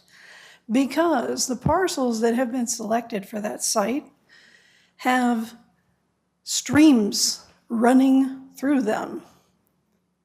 Possum Run runs through those parcels, also including their adjacent intermittent streams and wetland areas, all throughout those parcels. Now, a lot of people don't realize that wetlands actually do a lot of work. They work for you as a county administrator and as the board because they are basically infrastructure. They're natural infrastructure. They provide stormwater management. They decrease sediment downstream. They provide flood control. They are active living systems that support biology, wildlife, as much diversity as rainforests, but they're also infrastructure. And I think it's important that the county recognizes their functioning and that they're doing it for you for free. Now, when you start fracturing them with multiple projects like the solar farms and data centers, they don't recover. These decisions are made in weeks, months, maybe a year. The land is cleared, give it a month, and it'll be gone. But those systems can't recover even in a human lifetime. Hundreds of years or more it takes for them to become mature systems that function the way they're supposed to. Also, I have personally, as an environmental scientist, I've been on site out there. There is groundwater seepage, which means those surface waters that I'm talking about are connected to the groundwater. So anything that happens on the surface goes into the groundwater that feeds all of our drinking water wells. Everyone in the county, whether it's county provided water, it all comes from the ground. So when that gets contaminated, I don't know what we're gonna do. Sorry, I had to take notes tonight because I'm going into another topic that I don't know as much about.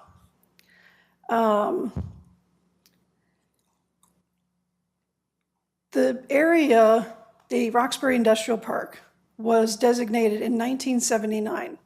Our understanding of these systems has grown exponentially. Entire scientific fields have been born and matured since 1979.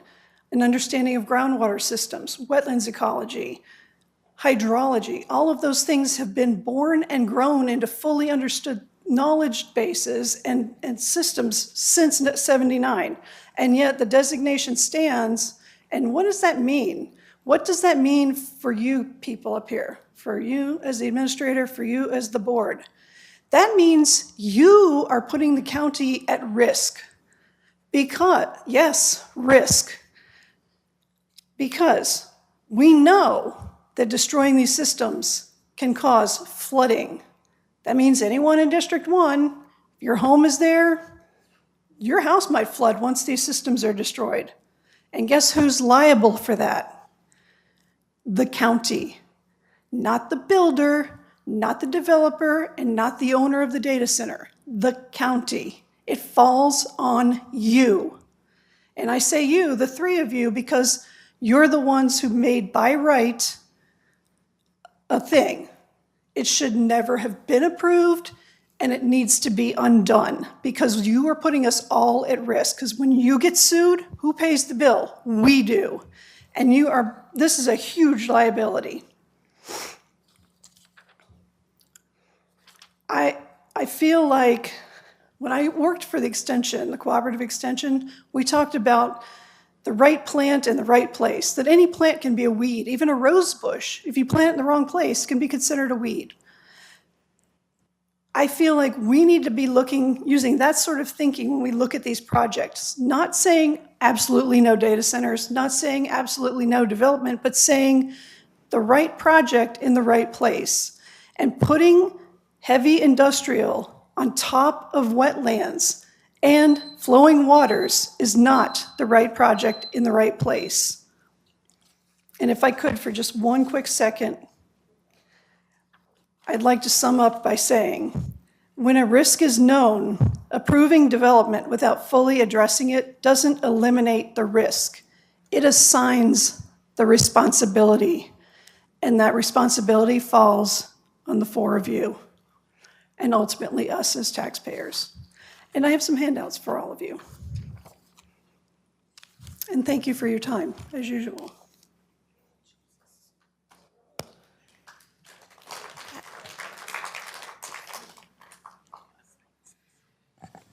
Irene Chern.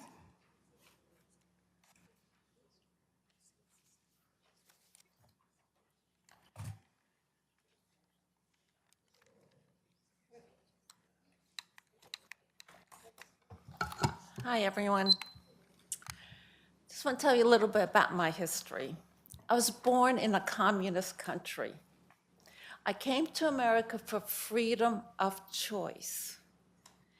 Watching this board today, I see it as dictatorial government as is done in a communist country. What is happening to America values in this county?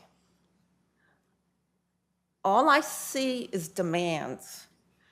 Do as I say attitude, because I know better. If you listen to these citizens in Charles City that just today, you would have learned a whole lot more than you had known before coming here. Listen to us.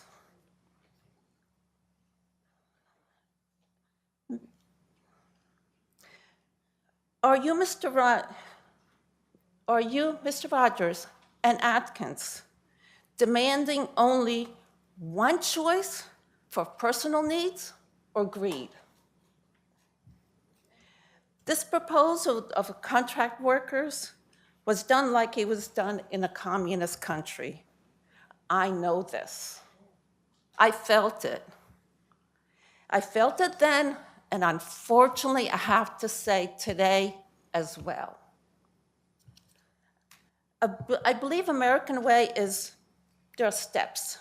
You vet a company or a client or an applicant Two, you discussed with the members without excluding anyone, i.e. Ryan Patterson. Consider the expense, keeping in mind the budget. Listen to the citizens. Have you done this? I could answer that for you. No, you haven't today.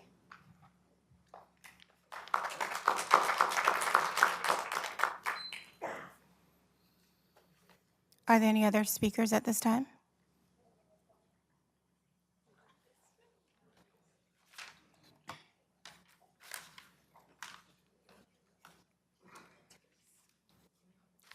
Good evening. My name is Travis Johnston. I am an appointed member of the Economic Development Authority. Item 11A says economic development for your closed session. I just want to volunteer. If I could be of any service in your closed session, I'm at your service. That's it. Thank you. That concludes public comment period. The next item for consideration is the County Administrator's Report.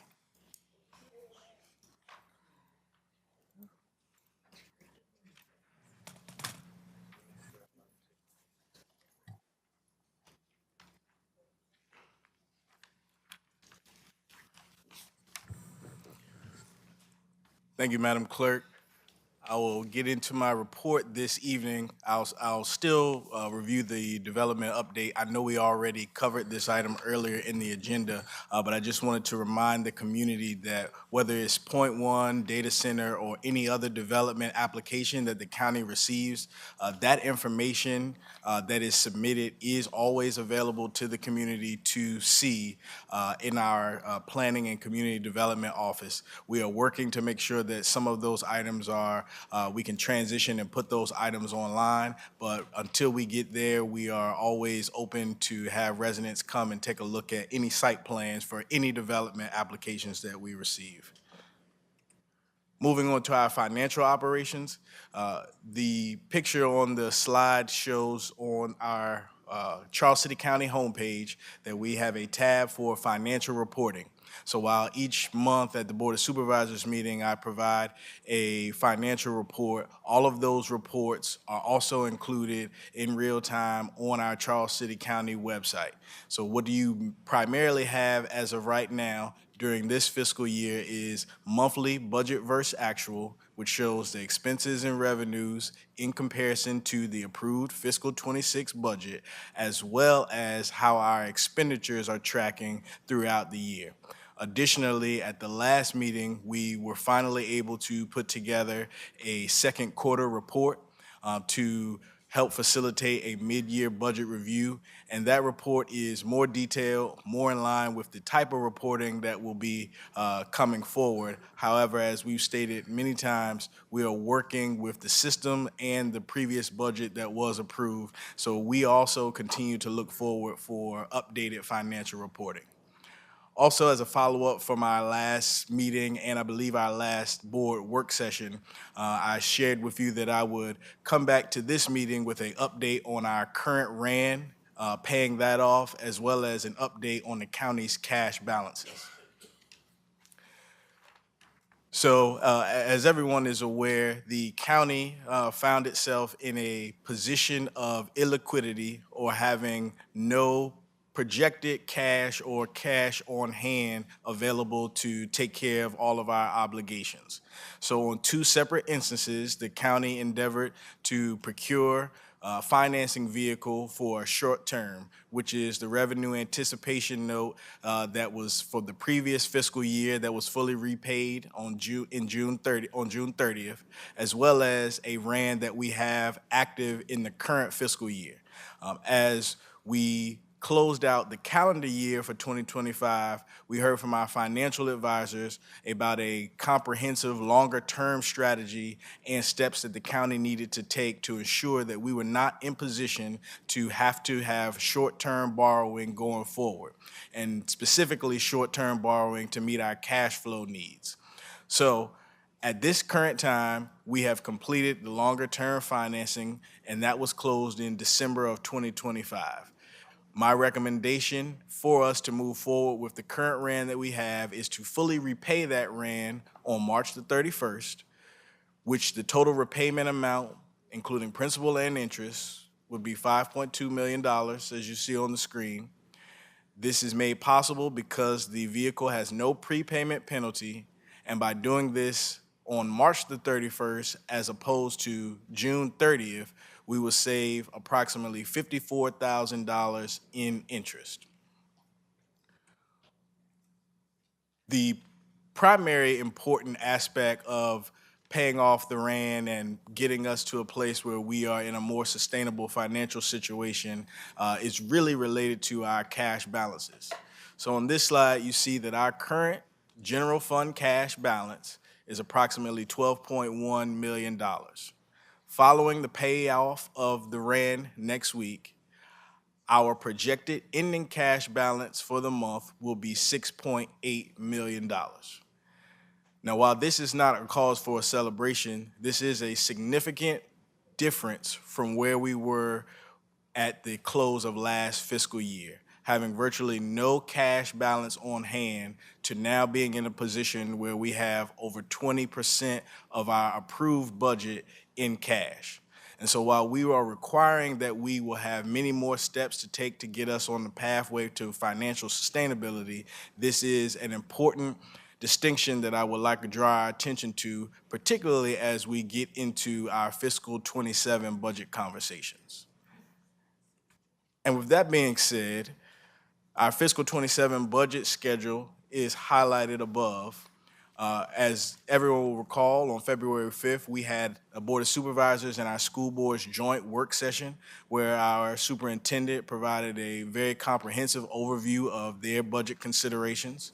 On March the 3rd, the board had its own work session where I reviewed financial policies and budget best practices that I will be putting forth as part of the fiscal 27 budget submission. And tonight, we are joined by our Charles City County Public Schools School Board as well as the staff. So at this time, I will ask Dr. Odie, our superintendent, or Dr. Odie, to come forward with the chair, Mr. Tyler, to introduce her staff and provide a presentation for the school's approved budget.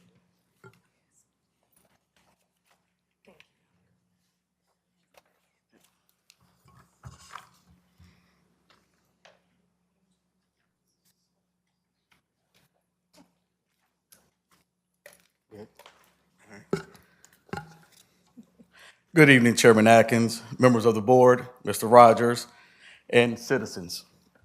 My name is Rodney Tyler, and I serve as the chair of the Charles City County Public Schools Board.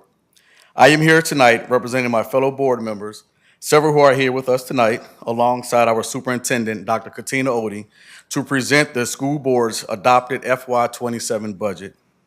First, I would like to thank the Board of Supervisors for the continued partnership and support you provide to our school division and our students.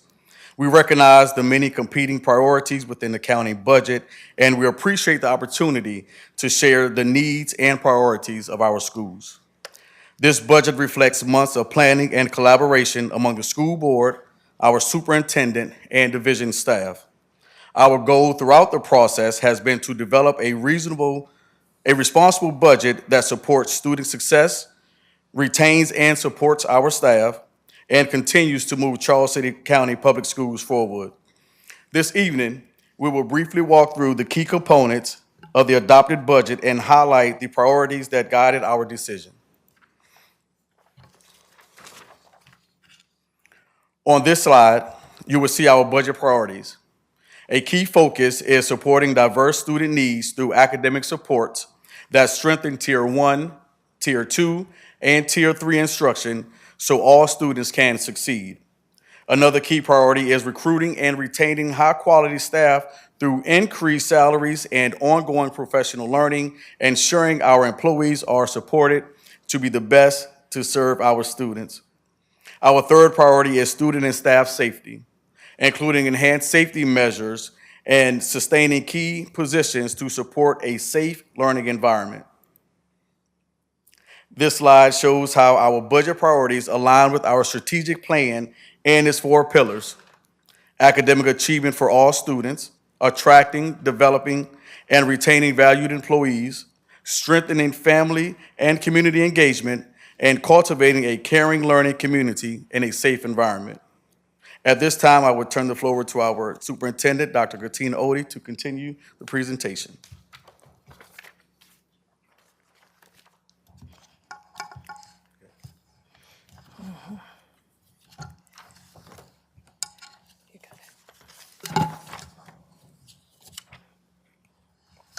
Thank you, Chairman Tyler.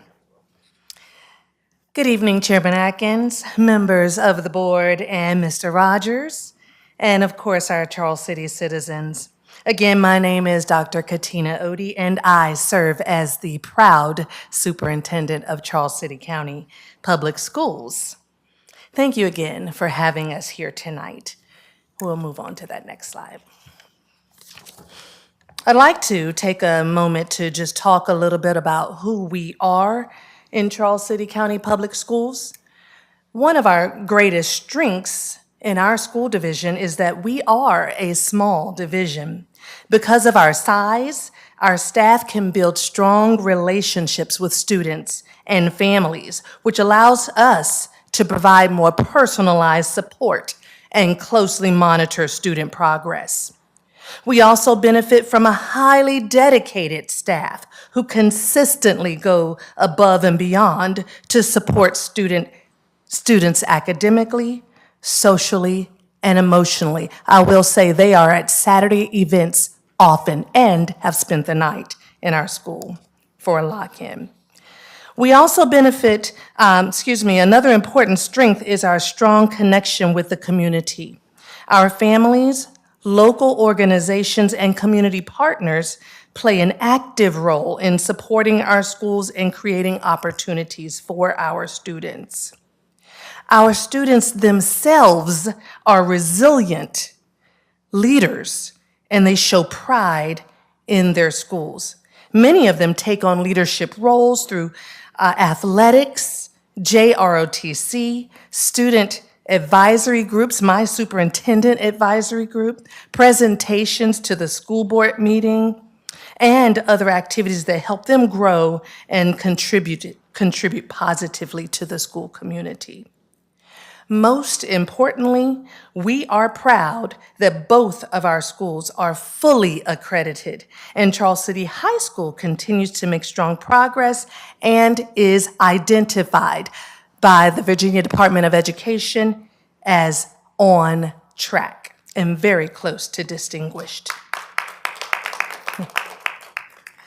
While we are proud of the strengths in our division, we also recognize that there are areas where we have opportunities to continue improving. One of these areas, as you see there, is academic achievement. No, we'll go back.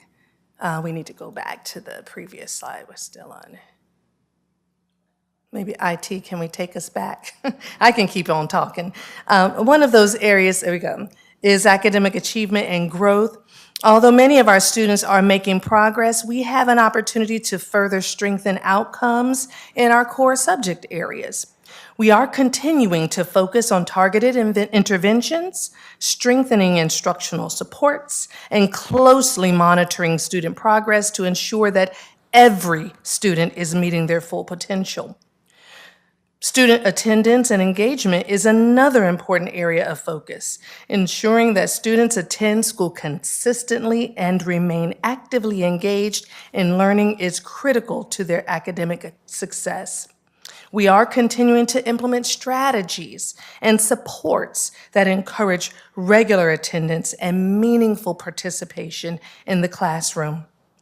Finally, you see there, recruitment and retention of staff remains an ongoing priority. We continue to work to recruit and retain highly qualified teachers and support staff, particularly in hard-to-fill positions.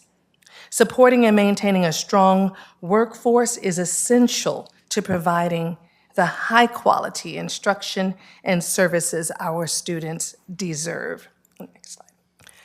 On this slide, you can see that as of the fall 2025, we had 28 students enrolled in pre-K. We had 288 students at Charles City Elementary School in grades K through 6, and 200 students at the high school in grades 7 through 12. That brought our total enrollment to 516 students. On that pie chart to the right, you can see a snapshot of our student demographics. Our student population is 49.5% Black, 28.1% white, and 14.3% multiple races. We also serve smaller percentages of students who identify as American Indian, Hispanic, and Asian. This reflects the wonderful diversity within our school community and the importance of ensuring our programs and supports meet the needs of all students. This slide highlights our student needs. Currently, 20.5% of our students are identified as students with disabilities, underscoring the importance of strong instructional supports, specialized services, and inclusive practices across our division. On the right there, you will see that 64.8% of our students are identified as economically disadvantaged, reinforcing the need to prioritize support for our diverse student needs in the budget and in strategic planning. Together, these slides offer a snapshot of our division and reinforce why prioritizing academic supports, safety and wellness, and staffing is critical for the students and families of Charles City County Public Schools. As we look back at the academic landscape for the spring of 2025, our data tells a story of steady achievement and clear areas for focused growth. Our headline figure for last year is an 81.8% graduation rate. This represents the vast majority of our students, our seniors, who successfully crossed the finish line and moved towards their next chapter. When we look closer at these stories, we see that the bulk of our graduates, 63.6% of them, earned a standard diploma. However, we also see a slight push for academic excellence. 18.2% of our total cohort went above and beyond to earn an advanced diploma. This means nearly 1 out of every 5 students in our class, in our graduation class, they graduated with a higher level of credentialing, signaling strong career and college readiness. On the other side of the spectrum, we have a combined 18.2% of students who did not receive a traditional diploma. This group is split evenly in half. 9.1% of our students completed the requirements for a GED or other certificate, while the remaining 9.1% unfortunately dropped out before completion. While we celebrate the 81.8% who succeeded, our mission moving forward is to look at that final 18%, specifically our dropout and certificate earners, to identify what interventions could turn those statistics into diplomas for the class of 2026. Moving on to our staffing overview, the largest portion of our operating budget, this chart shows how our workforce is deployed across the division. Instructional staff make up 69% of our workforce, including teachers, instructional assistants, specialized educators who work directly with students.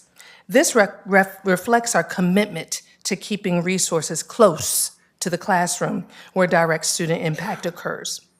Site-based support staff account for 20%, including custodial, nutrition, transportation, and school-level administration, roles that are essential to safe, well-run schools. The remaining little 11% is division-wide support and administration, providing critical services such as HR, finance, operations.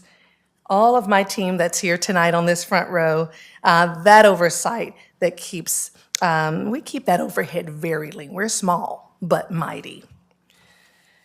Overall, nearly 90% of our staff are school-based, demonstrating that our budget prioritizes student-facing services and daily school operations.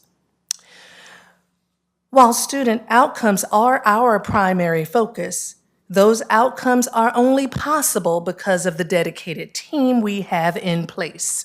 Currently, our total staff footprint consists of 113 professionals with 6 vacant positions, ranging from our administrative and support team to our frontline educators.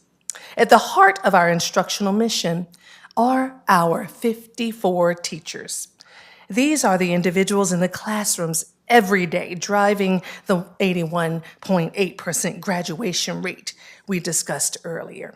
Perhaps the most encouraging metric regarding our team is our teacher retention rate for this year, which currently stands at 89%. Staff stability directly feeds into the quality of instruction students receive. Currently, our teachers' average experience in the classroom is 7.8 years, ranging from the teacher that has 1 year of experience to we have a teacher with 47 years here in the county who has stayed with us that long. In an era where many divisions are struggling with high turnover and a revolving door of first-year educators, where we have in the past struggled with high turnover and a revolving door, nearly 9 out of 10 of our teachers have chosen to stay and grow here this year. This level of stability is crucial. It allows staff to build long-term relationships with families, maintain instructional consistency, and it ensures that when our students walk through the halls, they see familiar faces who are deeply invested in their success. I want to talk here about standards of quality, or SOQ positions. SOQ positions are the absolute minimum staffing levels the state provides school divisions. These positions are often insufficient to meet the real needs of students and schools. To provide high-quality instruction, support services, and safe learning environments, most school divisions, and we must go beyond the SOQ and invest in additional staff. On this next slide, you are seeing our SOQ-funded instructional positions and how they compare to what Charles City County Public Schools actually staffs and funds. The first column shows the instructional positions that are included under SOQ, such as principals, assistant principals, librarians, school counselors, instructional assistants, and teachers. That next column shows the number of full-time equivalents, or FTEs, that the state funds based on the SOQ formula they use, the formula they complete. We have no control over it. You see that the state does not fully fund our 2 principals and does not fund either of our assistant principals. You see the same with librarians and school counselors. And I want you to look closely at instructional assistants. Very important to our schools. The state only funds 1.93 instructional assistants, and they only fund 40.91 teachers. We need more than that. We need more than what the state funds in order to meet the needs of our students. That following column shows what we actually staff here in Charles City County Public Schools to meet the needs of our students. When you look at the column titled CCPS FTEs above state SOQ, this shows the difference between what the state provides and what we must staff locally in order to meet the needs of our students. As you can see, in every single category, we are staffing above what the state formula funds. We must. This is especially true for teachers and instructional assistants, where the gap is the largest. The state funding column shows the amount of funding we receive from the state after the local composite index, or LCI, is applied.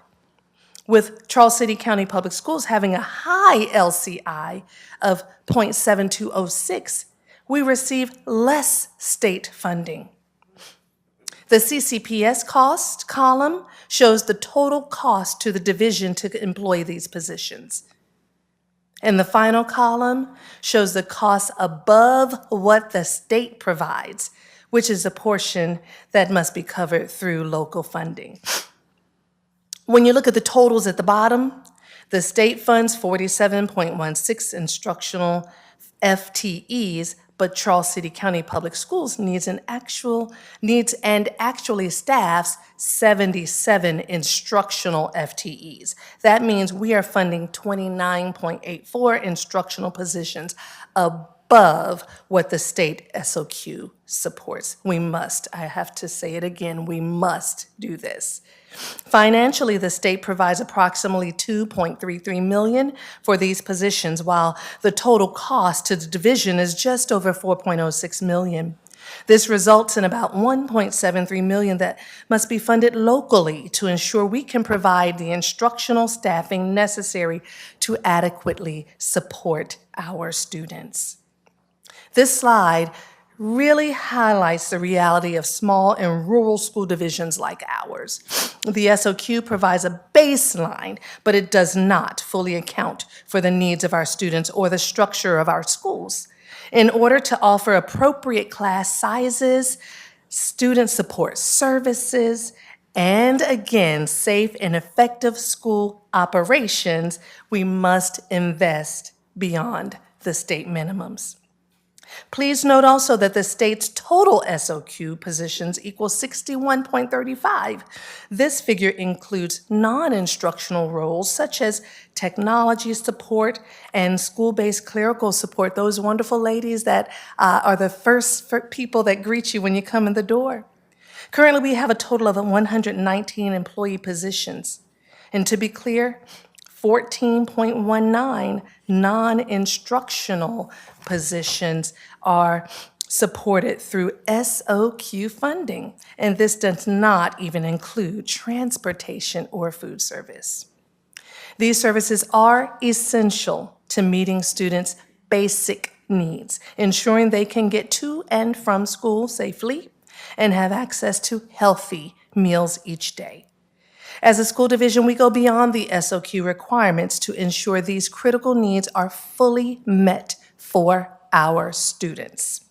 This is a direct reflection of our commitment to academic excellence, safety, and wellness, and ensuring our students and staff have the support they need to be successful.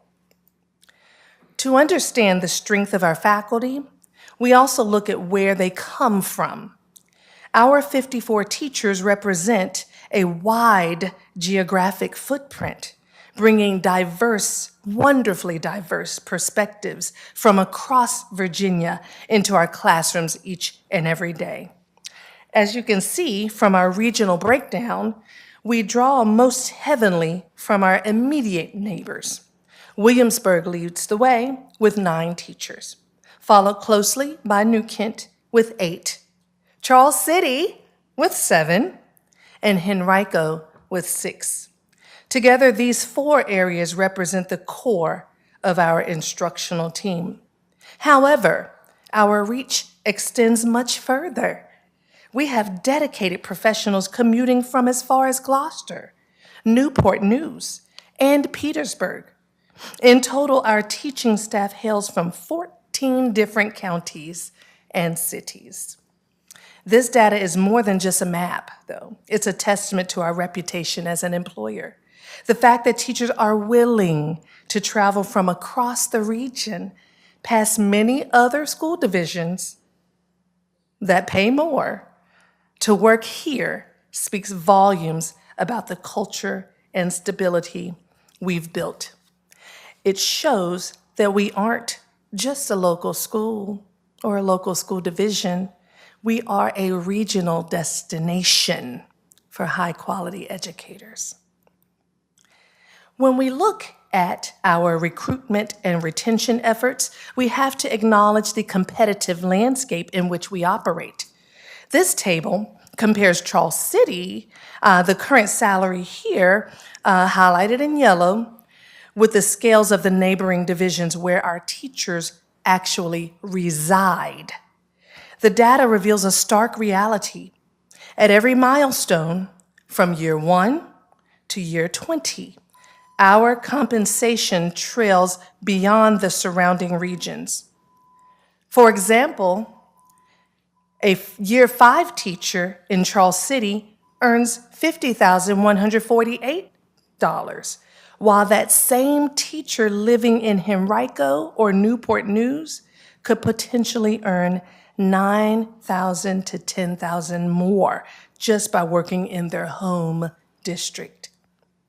By the time a teacher reaches year 20, that gap widens significantly. Our veteran teachers, and we have a few, are earning like $58,219, while their counterparts in nearby divisions like Petersburg or Newport News are nearing or exceeding the $74,000 mark. This slide isn't just about numbers, it's about the loyalty of our staff. Earlier, we noted our 89% retention rate for this year. When you view that high retention rate alongside this salary data, it becomes clear that our teachers aren't staying for the paycheck. They are staying for our students, our community, and the culture that we have built. However, relying on goodwill alone is not a sustainable long-term strategy.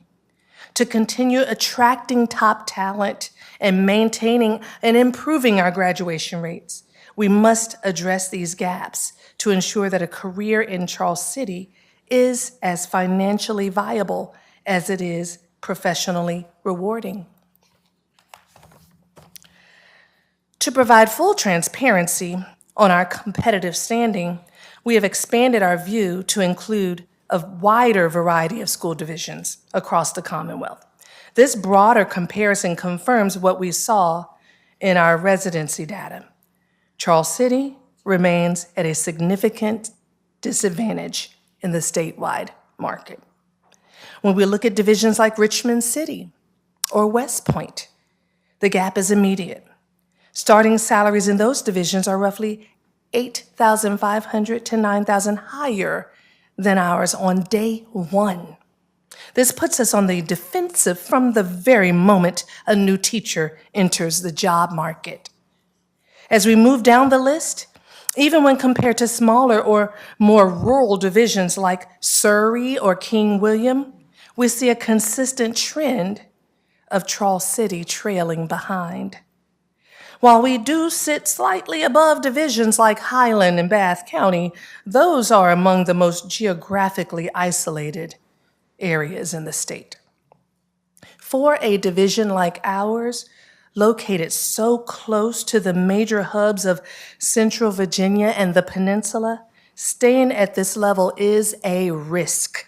We are currently asking our educators to accept a Charles City discount to their salary.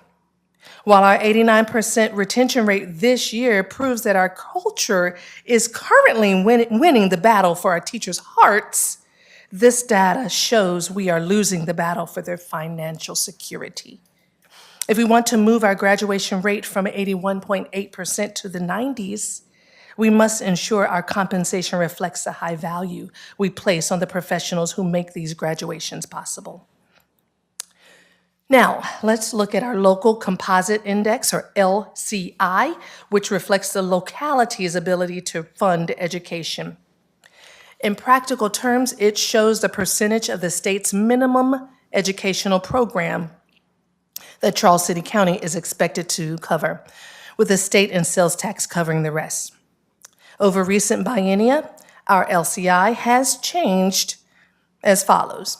From 2018 to 2020, it was 0.5175.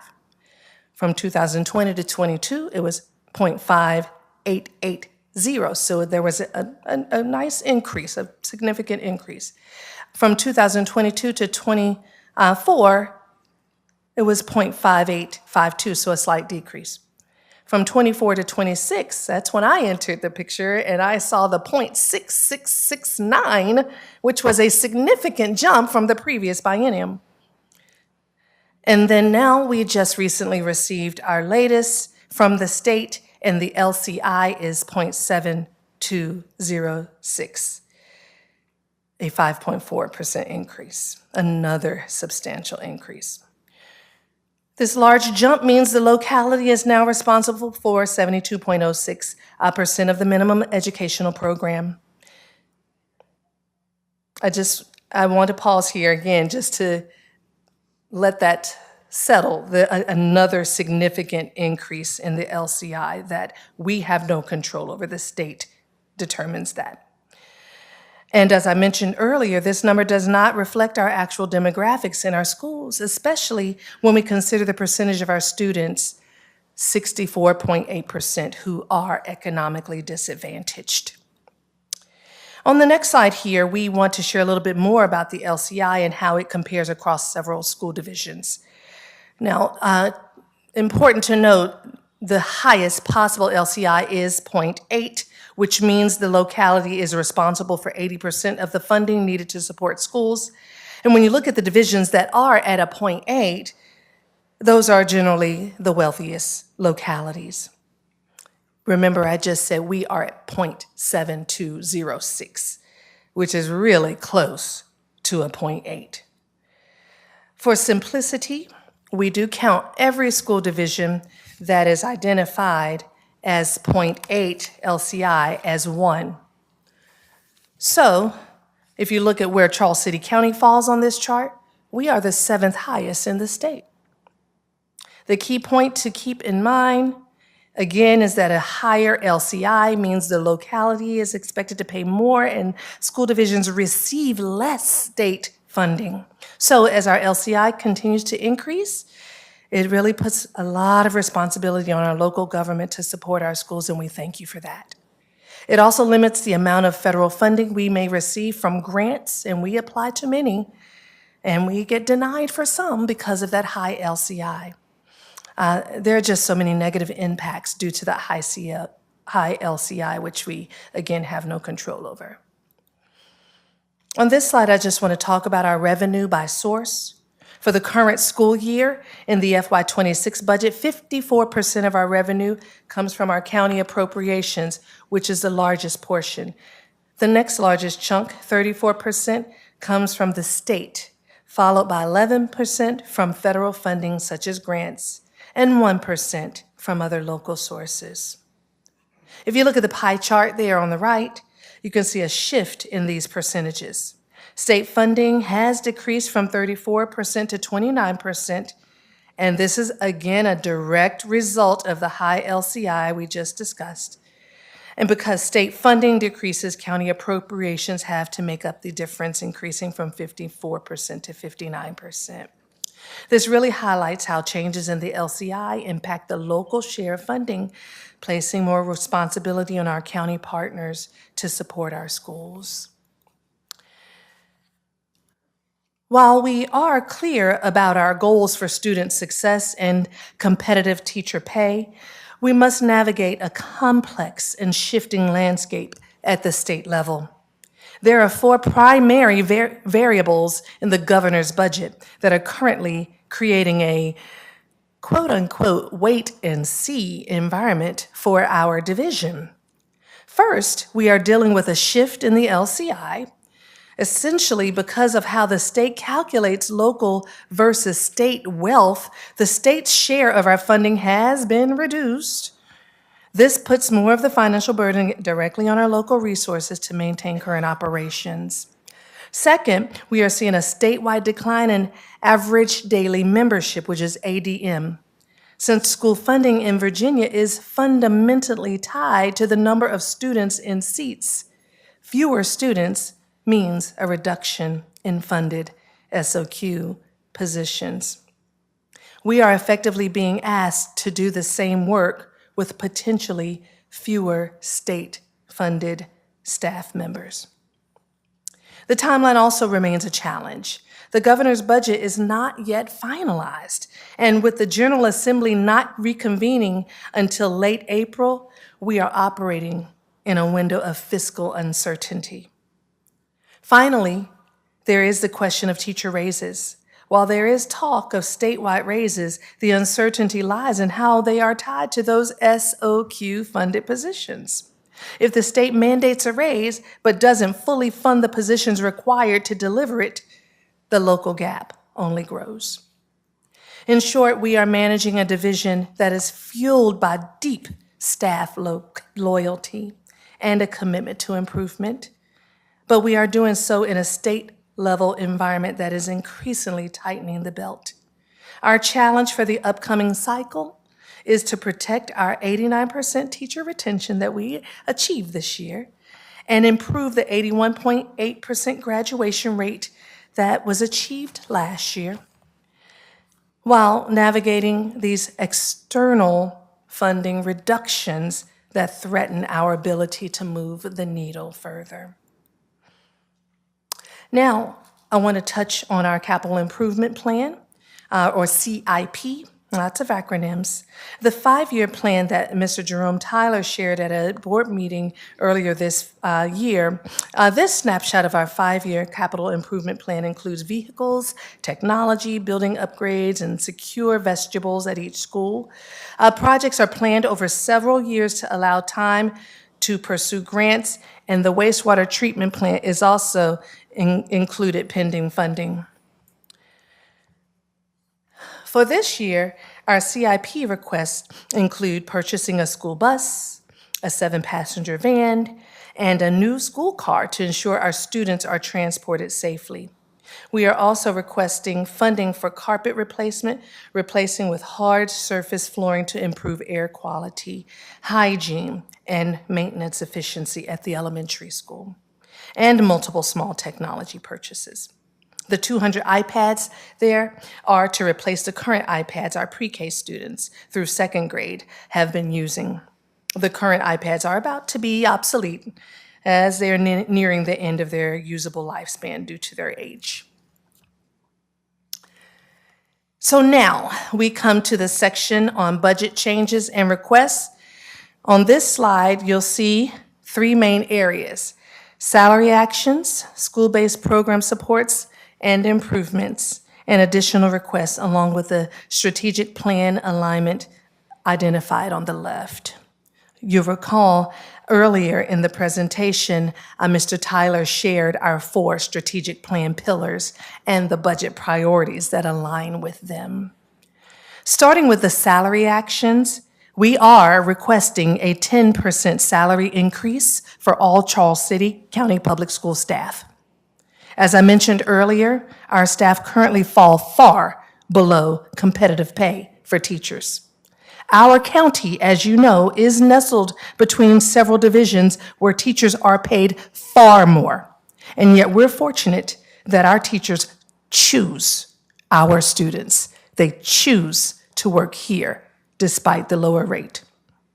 This 10% increase would bring our starting teaching salary to approximately $52,000, which aligns close to New Kent's current starting salary.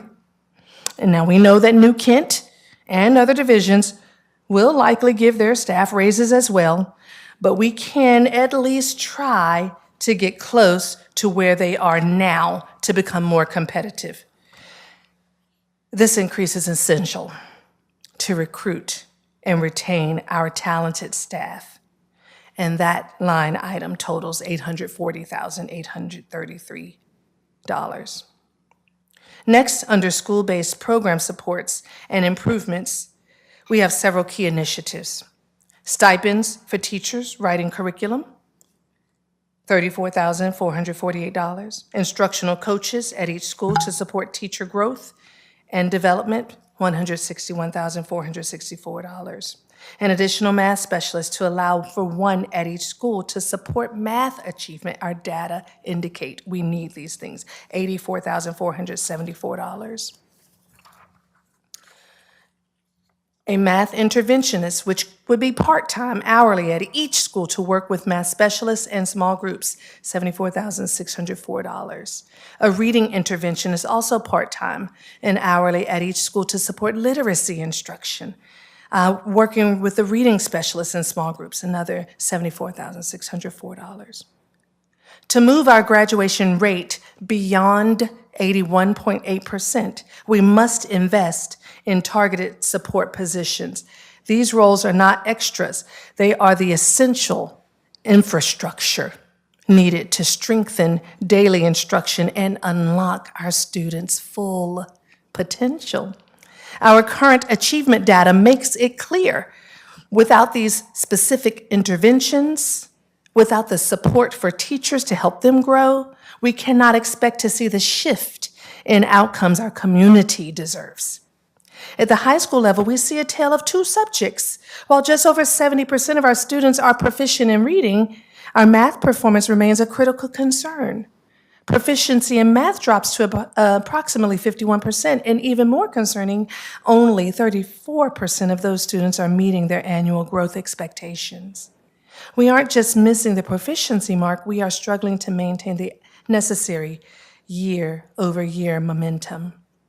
The story at the elementary level further highlights this urgency. Currently, fewer than half of our youngest learners are meeting proficiency standards in reading, math, and science. There is a silver lining. More than half of these students are demonstrating growth in reading. However, this tells us that while our students are moving in the right direction, they are not progressing fast enough to close the gap. We are in a race against time to get these students to grade level proficiency, and we simply cannot win the race without the additional staff and resources I've mentioned today. These additional positions are not just budget items, they are our direct response to what the data are telling us. By bringing these roles into our schools, we ensure that our teachers are no longer working in isolation. Instead, they will receive the sustained professional learning and side-by-side coaching necessary to strengthen core instruction at every grade level. This isn't just about working harder. It's about providing the specific, targeted supports for our students in those areas where both proficiency and growth are currently lagging. The reality is simple. Without these supports, we cannot expect different outcomes. We've seen the numbers, and we know where the gaps are. By approving these positions, we are intentionally aligning our limited resources with our instructional priorities. We are making a choice to move beyond business as usual and toward our shared goal, ensuring that every student in Charles City achieves at the level they truly deserve. Finally, under additional requests, we have important materials, technology, and facilities needs. New social studies textbooks to align with updated standards, $80,000. 200 new iPads, as I've mentioned before, for the primary grade, $69,800. 8 new interactive boxlight boards, $16,000. Hovercam document cameras, $8,250. Computer storage and charging carts, $9,000. Additional technology equipment, $1,070. New school buses, I've mentioned before, $160,000. A 7-passenger minivan is $40,000. A school car is $30,000. And that carpet replacement, replacing the carpet at the elementary school with hard surface flooring, is $63,173. Altogether, these requests total $1,747,720. All of these requests are strategically aligned with our plan to support our staff, enhance student learning, and improve resources and infrastructure, ensuring that our students can continue to provide, ensuring that our schools can continue to provide the high-quality education our students deserve. We must invest in our students and teachers. On this slide, the amount of each type of funding for each of our 5 funds is broken down. The key takeaway is that our full ask for county appropriations totals $8,923,281.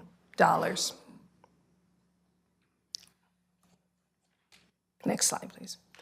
In breaking down the county appropriation request for fiscal year 2027, It is $1,425,251 more than the school division was funded for the FY26 school year. The requested 10% raise and additional positions are the main components of that increase. Capital improvement funding is almost level funding, as you can see there, from last year. In closing, this budget is more than a set of numbers. It is a carefully struck balance. It reflects our commitment to supporting student learning, investing in the staff who make that learning possible, and maintaining safe, effective facilities, all while remaining deeply mindful of the local and state resources entrusted to us. By providing targeted academic supports, safety and wellness, and competitive staffing, we aren't just filling roles, we are making strategic investments. These investments directly impact the daily success of our students and the long-term stability of Charles City County Public Schools and Charles City County. We recognize the challenges ahead, but we also see the incredible potential in our classrooms. We appreciate our staff, we appreciate our families, we appreciate our students, and we appreciate you. We appreciate your partnership and your continued support as we work together to ensure the best possible outcomes for our students, our staff, and the entire Charles City community. And at this time, if there are questions, I'm happy to take them.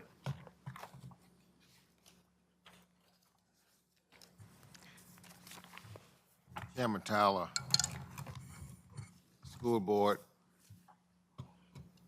administrative staff, you've clearly put in a lot of time, energy, and effort in defining what your needs are. It seems to be crystal clear where you need to be. And I want to say I appreciate all your time, energy, and effort.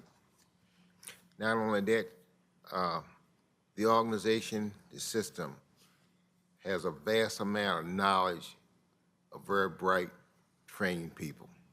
So there is an institution in this county that I can say that we know where there are bunches of people that are well-trained and educated, and I'm very proud of them. Not only that, I can speak sincerely as being a product of Charles City County Public Schools.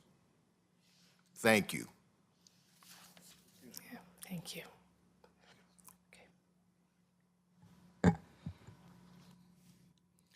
Yes, Chairman Atkins, Chairman Tyler,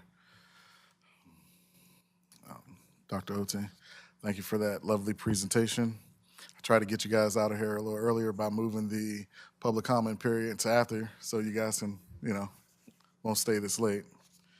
However, the next time we see each other is when, Mr. Rogers? When's the next time this board will be before us? So the FY27 budget review schedule is actually on the screen now. So tonight we've heard from our school superintendent and chairman and board members. On March the 30th, I will present to the board the county's proposed budget for fiscal 27. The following day, I will do that same presentation for the community. On April the 7th, we have a budget work session scheduled for the Board of Supervisors. My request for that work session would be, at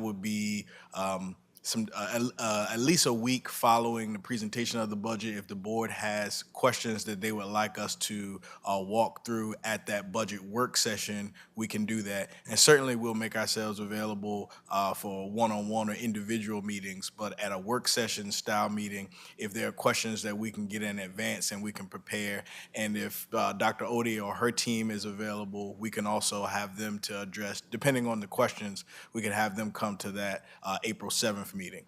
And since we're on the whole schedule, just to give a kind of a full feel, on April the 9th, we will also, staff and I will facilitate a community Q&A. And so we would certainly welcome the schools to be involved with that. Again, that would be a recap of where we are from the budget presentation. It would allow, we will endeavor to do an additional presentation, a slightly different format, but that one to allow the community to ask questions of staff and have those questions responded to directly in that format. And then on April 16th, we will advertise and hold a budget public hearing. Now, that meeting is just for the public to give their feedback to the board and staff on the actual budget. And then at the April Board of Supervisors meeting, that is when we will be looking for action for the board, from the board on the budget. Thank you, Mr. Rogers. And tonight is just a presentation. You're not seeking any action tonight, or? No, sir. I did have a knee-jerk question about the required minimum to pay, which is 72.06%. And that's the required minimum that we need to pay? That's the LCI, Local Composite Index, which is assigned by the state, some formula that they use. That is the percentage that the locality at the minimum supports.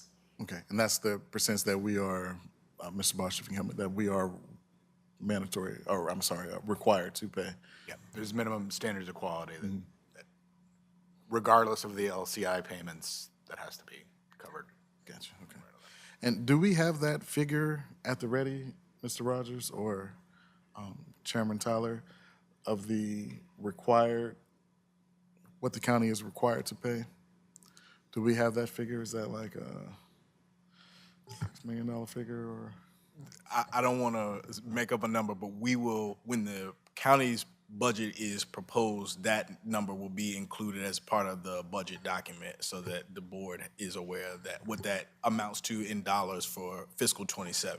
Okay, so when we have our proposal, that's when I can get that answer as to their required minimum that, I'm sorry, our required minimum that we are to pay the schools, or to give the schools, in a cash value wise, not a Yes. percentage figure. Yes. Okay. Chairman Atkins, my finance director just came and said that the Board of Supervisors always does meet the financial the required local match in the past. So if that, I don't know if that answers your question. I don't know the figure right off, though, but. Okay. Yeah. I trust Mr. Rogers will give us that figure at the next presentation. I want to thank you again, Dr. Ote and Chairman Tyler, for your time. Thanks to your whole staff. Thank you. Okay.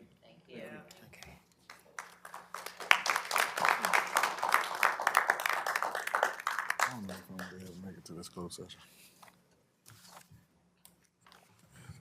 Mr. Chairman, so just to wrap things up following this report this evening, so we will proceed, the staff and I will proceed with advertising the remaining items on the budget review schedule so that we meet our statutory requirements, and we'll have that budget presentation presented to the board on March the 30th and flow from there. Thank you. Gentlemen, we have closed session. We need a motion to go in, please, sir. Are we doing comments and directives after that? Or are we gonna do that before? I I'm think sorry. I'm sorry, nobody's gonna be sir. out here if we. I'm sorry, it is comments and directives, sir.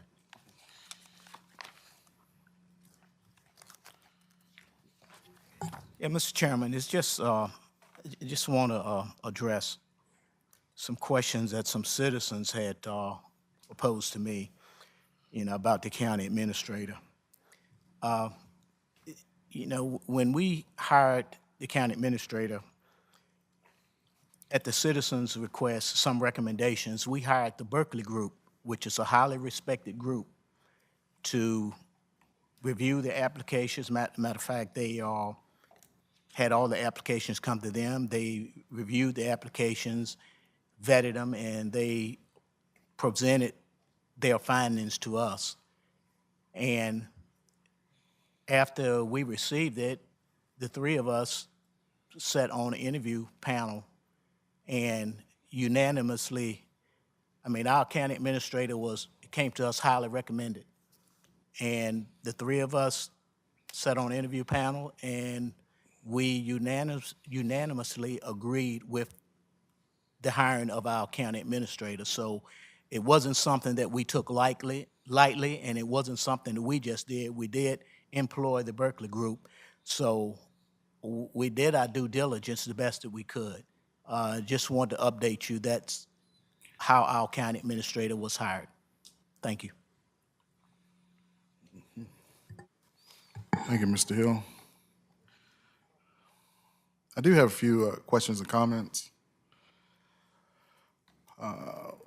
Before we are going to close here and convene in the back, and we are going under closed session for economic development, and is there another one? Well, one with the data centers and one for the electoral office of elections, right? Legal. Would that be considered? Yeah, would that be considered legal? Because all I have is just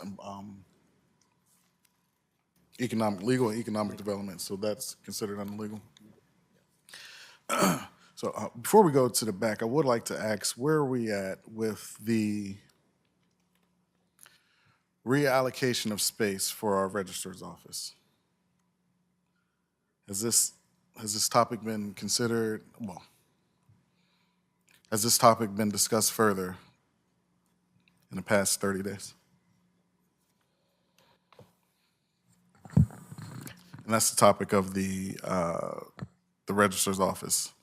Again, it's a tight, confined space, especially for this ongoing early voting. And the reallocation of space was not only requested from citizens, it was also requested by the electoral board, which now we have a completely new electoral board, and they are requesting the same. So I was just wondering if there's any updates or any motion or action and the reallocation of the space for the registrar's office. I know they're in the middle of election now, so we really can't move them. I understand that. But the thought process and the planning, looking forward, where are we going to put them?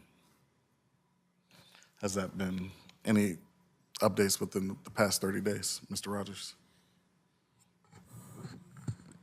No, there has not. However, I've heard the commentary from members of the community or various organizations. So I am, as with any subject, having those conversations. But I would yield to the electoral board to make a request or a determination and work with them on that. And should that be the case that they want to make adjustments, then I would share that information with the Board of Supervisors.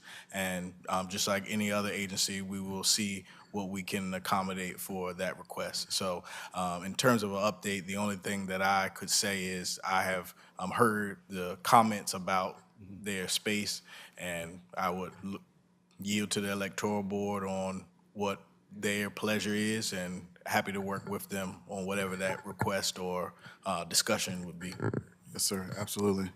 And given that it is a new electoral board, I think I would like, well, actually, I think we need, as a board, to have a joint session with our electoral board, with our new electoral board. You know, like, again, they have a new chair, right? Yeah, they have a new chair, vice chair, and secretary. So they have a new board, we have a different registrar, but we're still having those same problems. Solutions definitely needs to be implemented.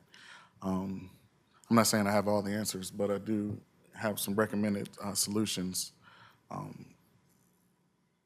that would kind of mitigate most of these issues that we're having.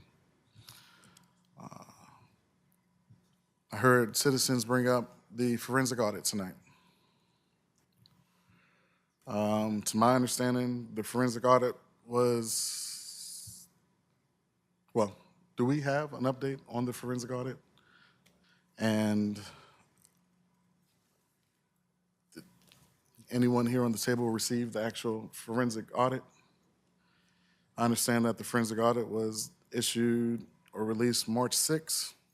It's now March 24th.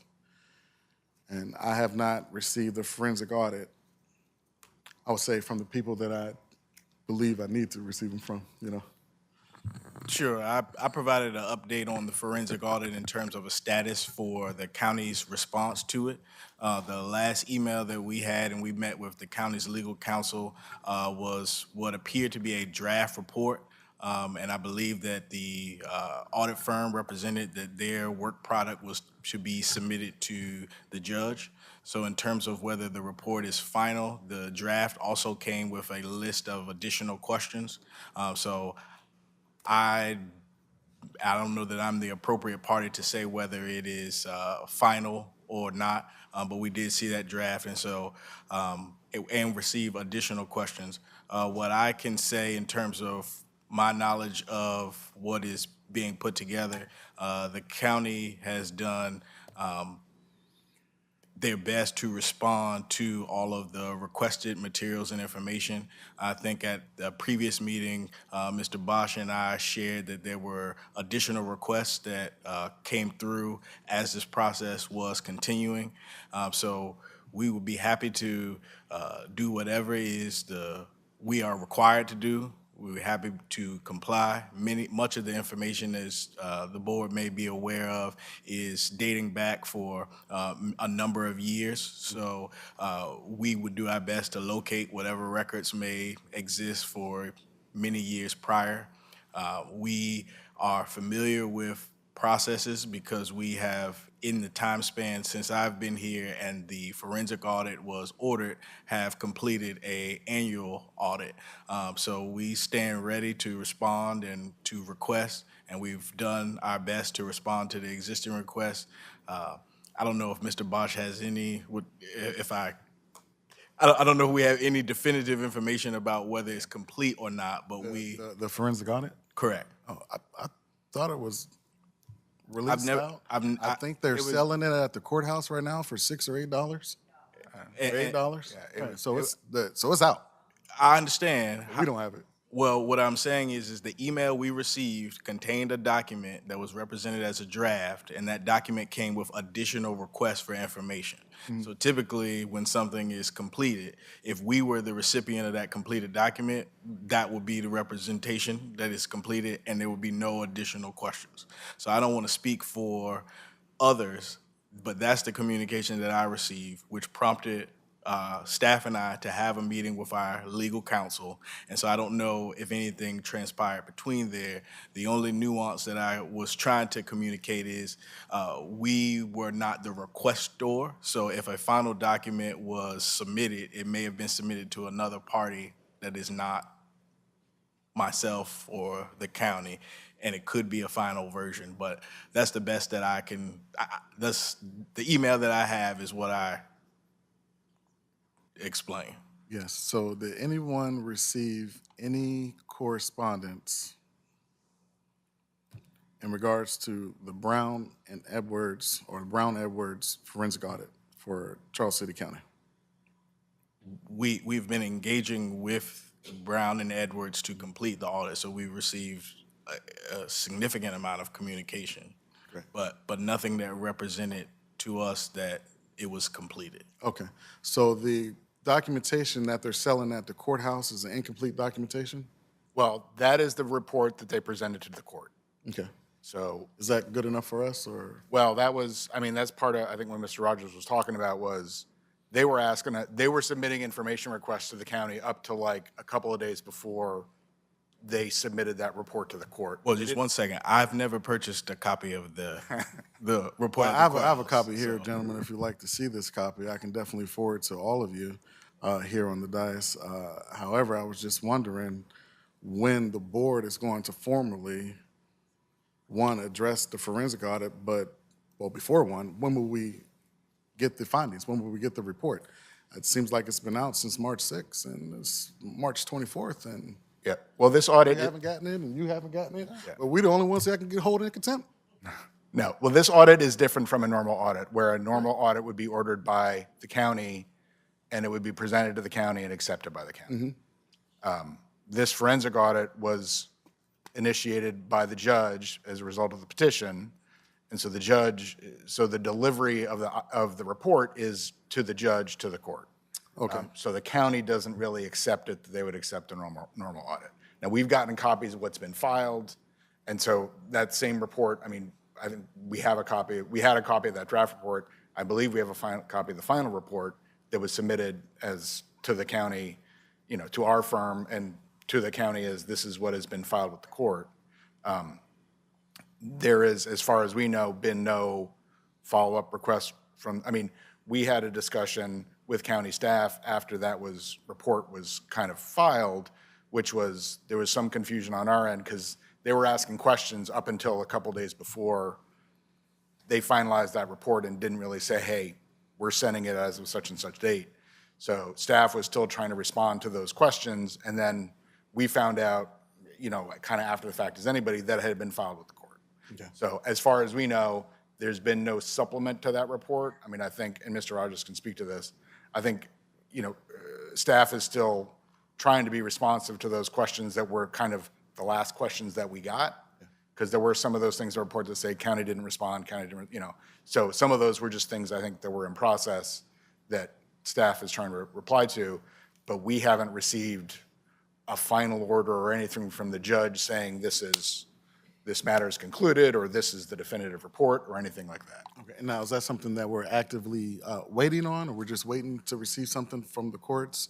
Or is that something that we have to initiate and say, hey, what's the status on this forensic audit? That is a question that I don't think any of us can really answer. Okay, okay. Just because the procedure here is literally, it is a statute that just provides for the judge can order this audit. Mm-hmm. There's not really any clear procedure on how that is followed up on or anything like that. And so it has been presented to the judge. We haven't filed any sort of motions. The judge hasn't taken any sort of action. The citizen group hasn't taken any action. I don't know that there's any directive for any of those people to do that. Okay. But that's just kind of where it is. It was what Brown and Edwards said was, this is our final report, was submitted to the court, and there's really been nothing beyond that. So we kind of, I guess, have to take them at their word. I mean, like I said, we're on the staff side trying to just to be as informational as possible. The things that they said, hey, you didn't get us this information, we're trying to get that information just because we didn't really know they were just going to submit it without letting us follow up. So with that being said, when could we predict the board will get updated on the forensic audit?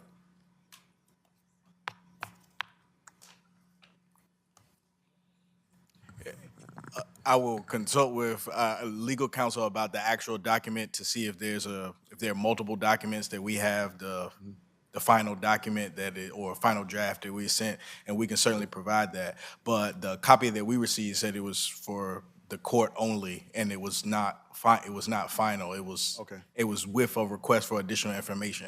So we're, like I said, if it's still going, we're still responding. We don't know. I don't know who could answer that question definitively, but I'll talk with the county attorney, and certainly if it's something that we can share, we're happy to share it. My initial thought is that we would post it with the rest of the financial information, but with the uncertainty, we didn't want to get out of bounds with the court's order.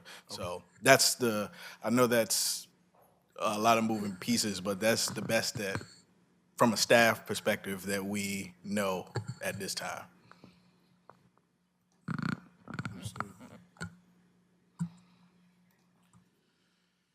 Then my last comment, gentlemen, is that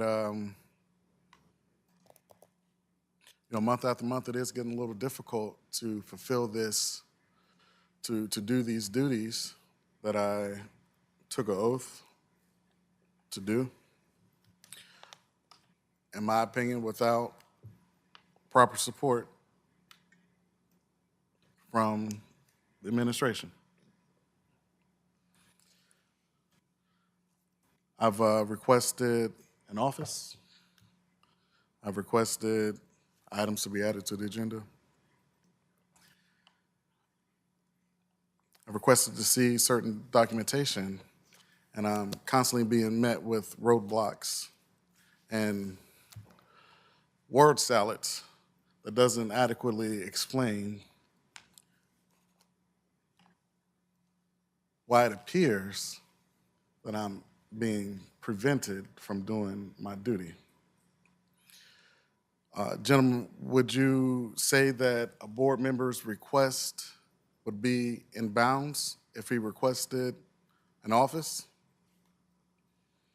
Mr. Rogers, would that be in bounds if I requested an office? And to have the county have a desk or an office for me?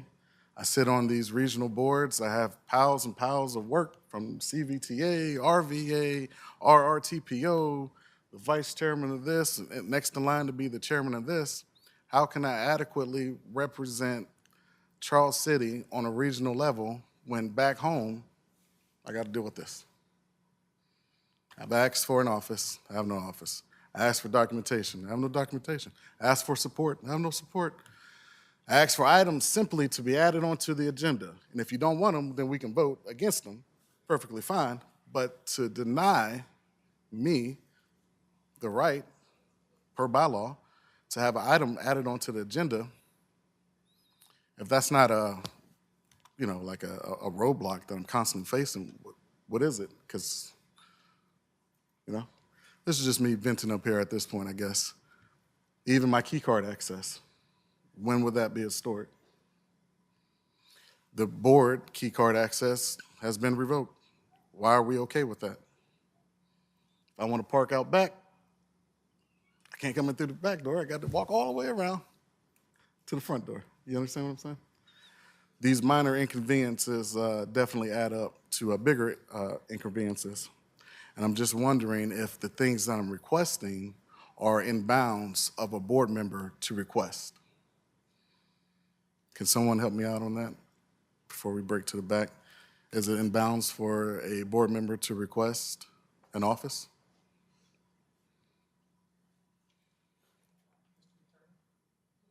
Legally, I mean, you can request it, sure. Yeah. Some localities, some board members have offices, some they don't. Yeah, absolutely. Yeah.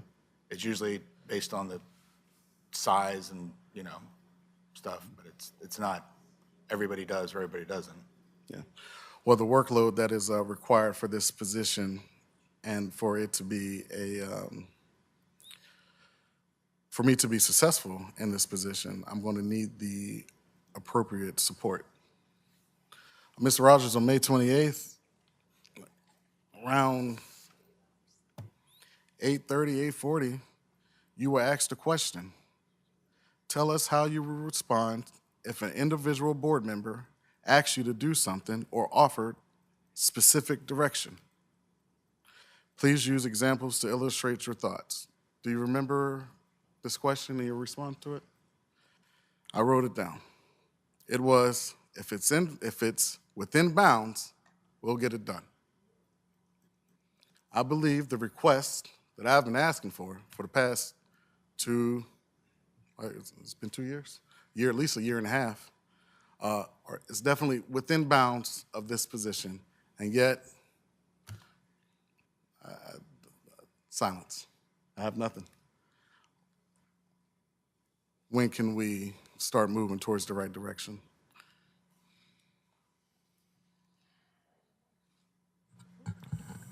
Mr. Chairman, Mr. Patterson, I think this might be a great topic to discuss when we go in closed session.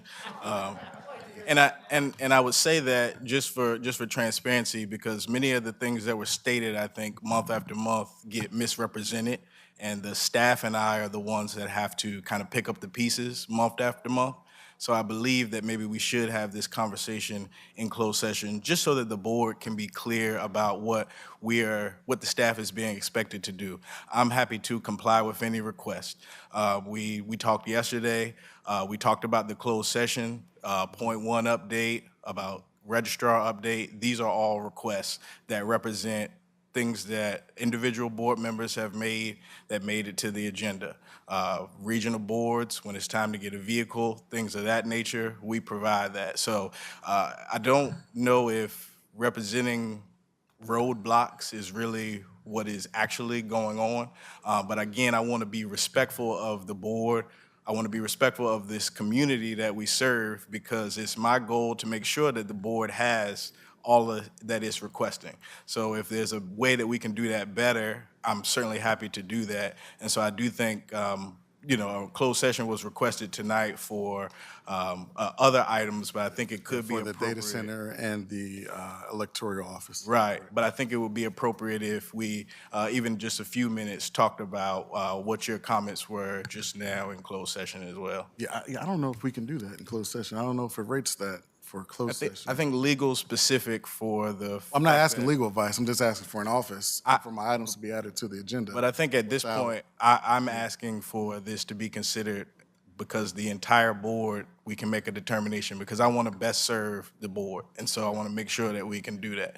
So if the attorney feels fine and if the board is agreeable to that, while we're all back there on those other subjects, I'd like to just take a moment to make sure that I hear. And if not, we can try to do that at a later date. But I think it's important since we're discussing it now that I just raised that. I appreciate it. And no pressure on Mr. Jesse Bosch, the attorney, to I mean, I'm be comfortable the saying. deciding factor.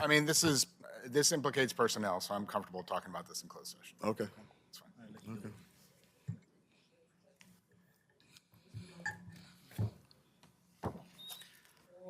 Mr. Chair, those are my comments. Okay, Yeah. Well, I know you got to do yours and I'll read this. Yeah. So we need a motion going to executive session, please. And include personnel with it. Okay. Well. Madam Clerk, It's in your actual board packet. So I can. Excuse me. I make a motion to go into closed session under section 2.2-3711 of the Code of Virginia for the purpose of consultation with legal counsel regarding specific legal matters requiring the provision of legal advice by such counsel, which is authorized under section 2.2-3711A8 of the code. Mr. Patterson, is that your motion? Yes. Your vote, Mr. Patterson? Aye. Mr. Hill? Aye. My vote is aye also. We will return with